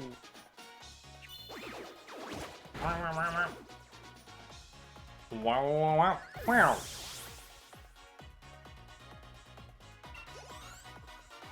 Come on, Kitmit. Let me do it for you, Kermie.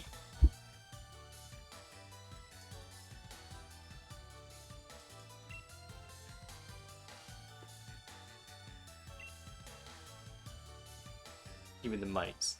Give me the monies.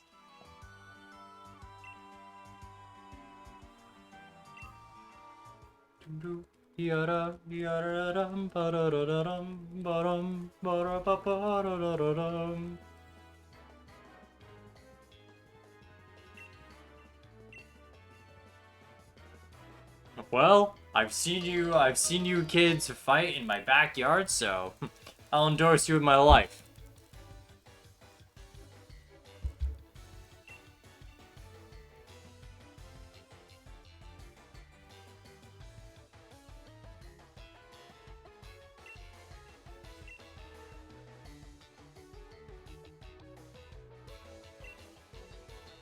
Whoop.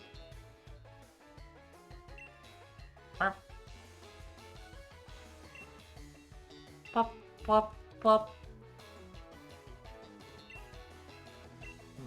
Leon's like, well, if some kid wants to be the bug type boy. We got no bug boys in the market. Cause like only bug boys we really got are like there's Berg, but also he's like in a region where there's plenty of bugs. There's Bugsy, who I mean, he's working with what he's got. He's made himself quite a name in just like the region that would really underestimate bugs. We've got Viola, but she's basically a let's see what they've got trainer. Same thing with Katie. Like Katie's actual team is like, I mean, honestly, a lot of the Paldeans like real teams are like kind of okay, not fantastic. Because I was curious, like, well, what's Katie's like real team? And like, the low kicks is like kind of cool, but then it's like, okay, you got a sturdy. You got a fortress, which is done pretty well. It's good for a fortress. She's got the Spite Ops, which would have been a much better lead, because then it could just set up with like the skill trap, which is like its main thing.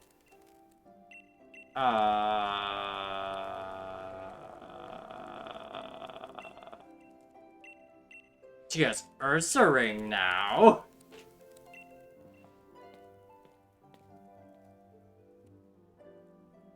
Ba-da-da-dum.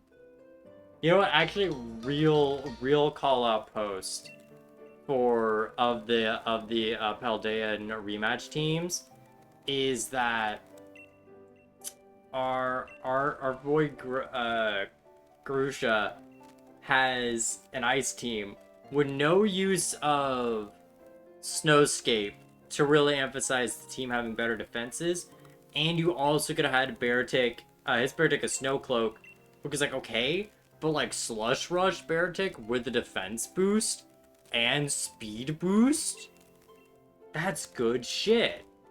Even if it does have an Aqua Jet priority, that's fine, whatever. But like, Icicle Crush sweep, let's go. Earthquake sweep. I do know one idea is to try and test out, see if she could be a champion, like do a run with her team. Cause like it's a weird team. But like the thing is too, it's mostly how she uses it. Cause like the team itself is very okay, but it's mismanaged. And that's like the common consensus. Like, yeah, she should have Kowtow Cleave. She should have King Gambit as the ace. And have,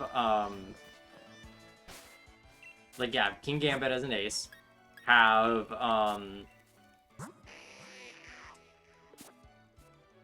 Glimwar be, the lead.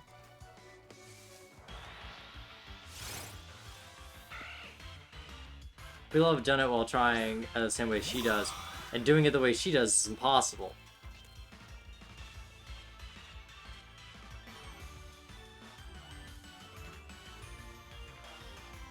I'm honestly surprised there is no trainer with a Palafin, Because, like... seriously, I'm surprised the water gym leader doesn't have it. But then again, like, honestly, here's the change. Here's the thought. Switch out...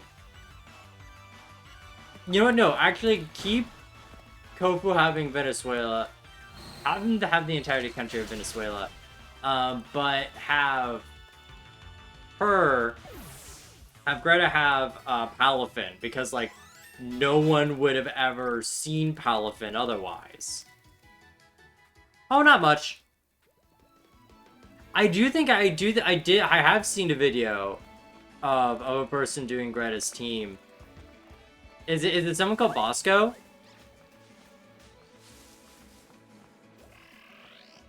Because I've seen a few Bosco videos. If that is the case. Oh no. What up? It's Greta. I'm in your scrying pool. It is! Yeah, no, I have seen that one. Yeah. You can do it like how she does. And I know Bosco is very much a person that does try to play it as close as possible to the actual team.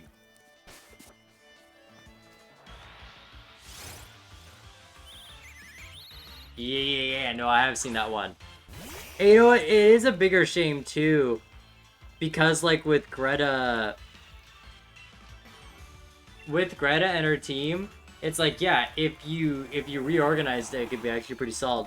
But, like, that Go-Go is always programmed to use bulk up, which is, like, the worst thing it could do for what it wants to do. But, like, also, Go-Go's a really weird pick for an Elite Four Pokemon. Especially when you don't make it, like, aggressive enough. Because, like, the idea is you're supposed to have it be aggressive and tanky. With it having, like, Horn Leech and maybe Milk Drink as a backup option so you don't have to rely on full restores. Probably have a ground type move and maybe keep Play Rough for, like, coverage. You know? Make it just a tanky Pokemon as opposed to trying to bulk up. What's one Pokemon, not in any particular game, you would waste a Master Ball on? Probably a Shiny Snorunt.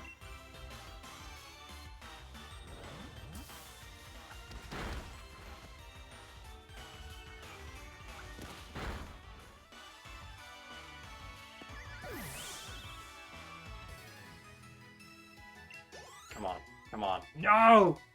Hitmit, please! Hitmit, please.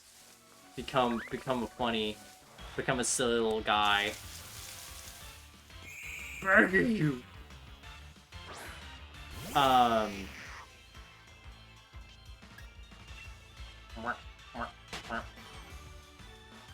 Dude. What was I thinking in my mind's eye?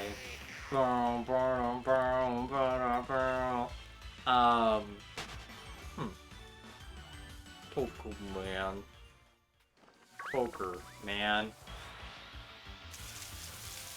Okay, I should just go for the score events. Yeah, well, like, it seems like, okay. You have...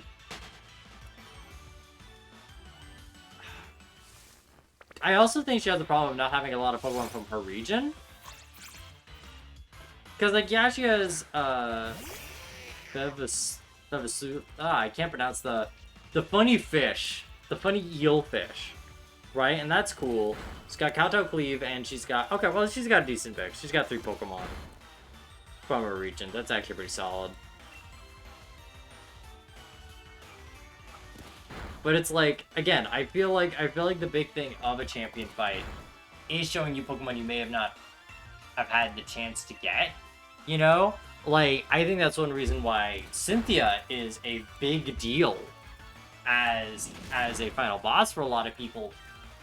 Because she uses a lot of Pokemon that you, the player, have likely not encountered. Right? Like, let's look at Cynthia's team, right? Of course, Cynthia's a gold standard, but, like, let's look at that. Her lead is Spiritomb, a Pokemon you would have never fucking seen in the game unless you were out of your way and very social with your DX for the underground feature, right? It is Pokemon you would very much go out of your way to find and only are really alluded to it might exist with a Keystone. But even then, you may just notice it in a blank spot in your Pokedex.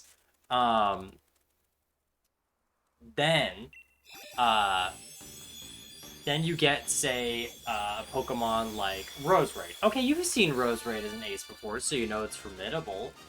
And then it swoops in with Milotic, a Pokemon that is very rare from a Feebas that you have to go out of your way to find in that little river in the bottom of the... Yeah, on 4 randomized tiles on the map. Similar to, similar in the way of, in Hoenn, where it depends on your game. It's not set, it depends on your game. And then, yeah, you're doing a very strange thing where you have to use the Puffin system. Puffin system. Puffin. And then she gets out Lucario, which is a Pokemon you could reasonably have, because you get an egg for Riolu, but it's completely optional, and it's kind of in mid-late game, so you'd have to invest in making Riolu work, right? Togekiss, which is a Pokemon that she gave you with Togepi, so it makes sense how she would have it, you know? It's like a little like, hey, you could have maybe mirror matched me. And then Garchomp, which Gible, which you could either find 2 ways. One, you could get a Gible through a hidden cave underneath the bicycle path, or it's in Victory Road. So it's something that you as a player know, oh shit, this could be a threat. Like, this is where the strongest Pokemon are, and this is at its peak, right? And it just conveys like, hey, her team is using a lot of powerful Pokemon that just you are likely not prepared to really tackle the first time. If you're going in completely blind, Cynthia is a horrific fight of you going, oh fuck, what is this? Okay. It's probably this Pokemon.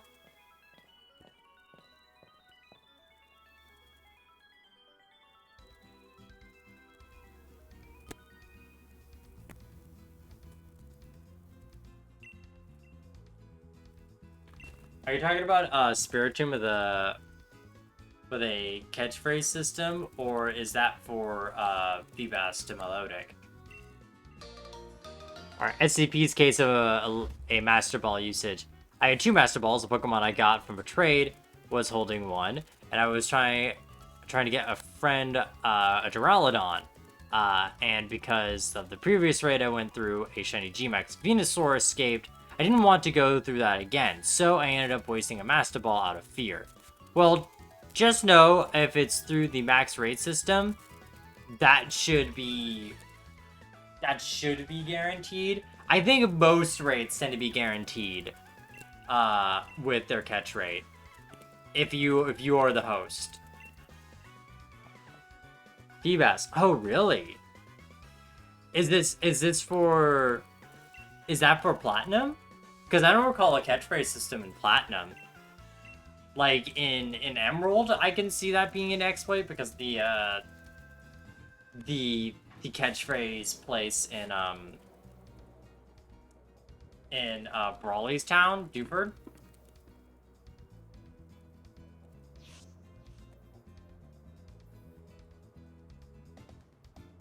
Also, call out pose to fucking Wallace, my beloved. Like Cynthia uses a very cool Milotic that like is like defensive but can dish out damage with Ice Beam, Surf, Recover, and Safeguard. which is a pretty solid support Pokemon in the sense where, hey, it can prevent status effects affecting your party, which you probably want to try and do if you want to clutch something, if you want a chance of beating her without using brute strength. You have a chance of maybe with the AI making a bad choice. Surf is a good solid stab move. Ice is good for coverage. But like Wallace's is a toxic recover staller. And he already has toxic on Tentacruel too. So he's a double toxicer. His Lunicolo has like a Leech Seed and like Giga Drain and is there just to... Yeah, Wallace is a toxic white male. He's... So like... With stallers, I can understand if you find like a real silly way to stall. But like... Wallace really feels like the kind of motherfucker who just was like, oh yes, I found the stall meta, and the champion's my boyfriend, and he doesn't feel like being the champion anymore. So, bestie, guess who inherited the champion title? It's me. I inherited it. We're also getting married on Tuesday. And it's like, oh no. Like, it's just like, stinky. Yes! He would love Marini. Wallace would Wallace would be like, well, talk. He'd be like, I have a full team. Someone has to go. Is it going to be my darling Milotic? No, no, no. Is it going to be Tentacool? No. Lunicolo? Oh, of course not. Warlord, I'm looking at you. He doesn't have a love disc. Is it a Kingdra, another one he has? He probably plays Kingdra with fucking Marini. Who do I think is the strongest Pokemon champion? I mean, Cynthia's an easy answer, because it's true. Though I do think Iris... I think Iris has a good run for her money, though. Like, she's up there.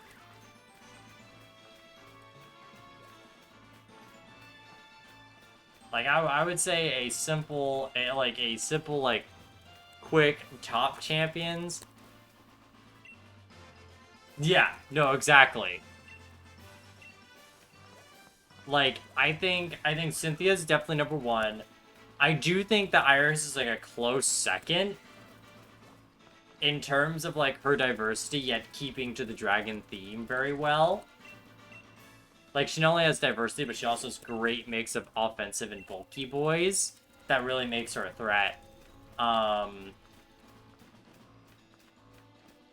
Let's see.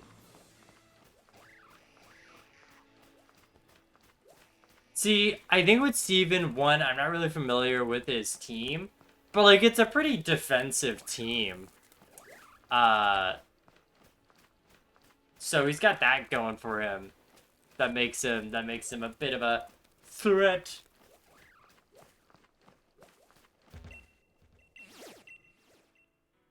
Nope, that's a normal one.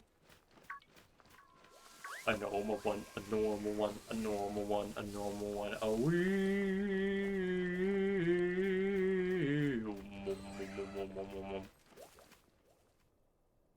I don't think the bug one's active. Odegaard's Ace start with Toxic and Spikes. Oh, I forgot the Skarmory has Toxic. I remember he has Spikes, but with Toxic, oh yeah, that really forces you to switch out. Yeah. Okay. Yeah. No. Stevens really like Lance though. Lance is kind of a joke. Oh, I didn't know his Claydol had Reflect and Light Screen. I haven't done... See, like, Oras, of course, I've only done a few times, but I'm not familiar with the Ruby and Sapphire to know his actual champion team, as opposed to his, like, post-game team, you know? Because I do think they're different.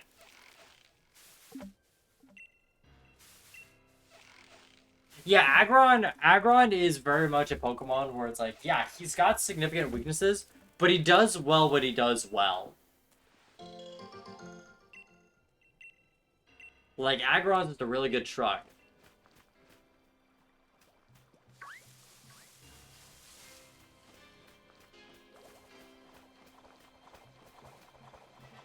What's that?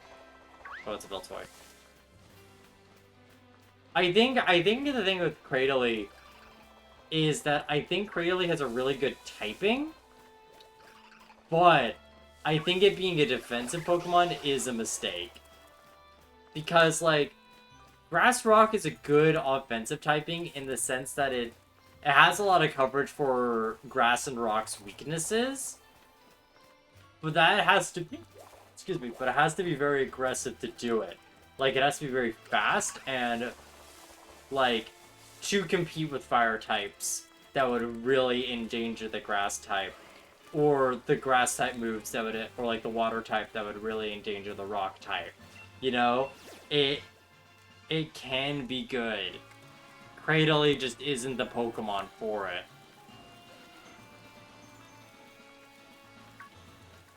The rematch team, he does replace them actually with Carving and Aerodactyl. Ooh. Carving's good. Carving's a really good pick for replacing Cradily. I do think Aerodactyl is more offensive, but I guess, yeah, I wouldn't have Tyrant. I wouldn't have Tyrant because that would be a bit too much. That would be kind of replacing Aggron's role, and would just be a better typing for it. So I get that. Oh yeah, stream is chugging. Oof. Oh my god, it's so behind. And it says the KBS is good.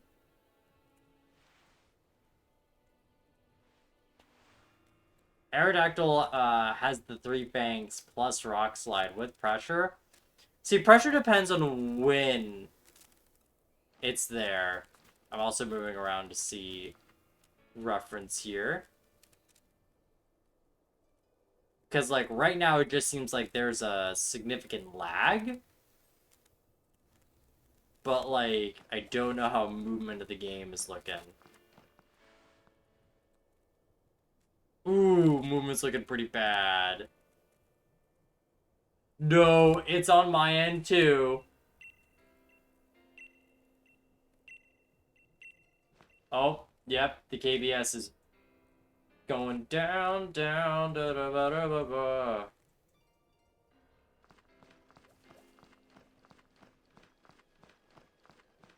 Let's see. I'm just gonna check to see if the weather is a certain way to see if the slideshow will be worth it, or if it's just an omen to tell me to stop. Please, God, end the stream. Get some sleep. You have work in the morning, Pan. It's an omen.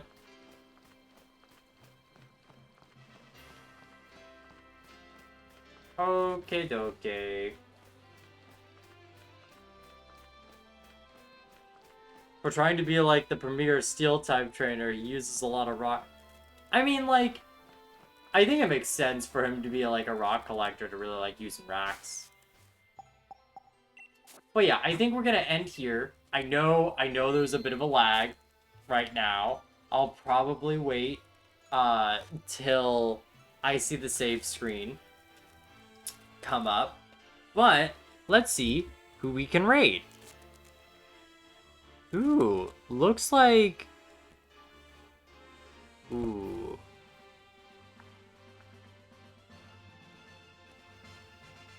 They're probably finishing the session, so I probably don't want to raid them.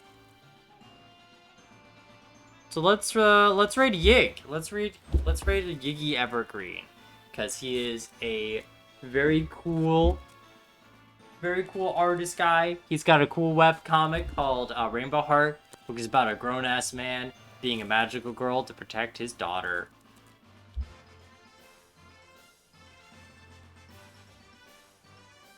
Need Yiki Ever Green. Alright. Thank you for anyone who came by, whether past, present, or future. I hope you have a nice day or evening and have something nice to look back on. Till then, I wish you a bye-bye.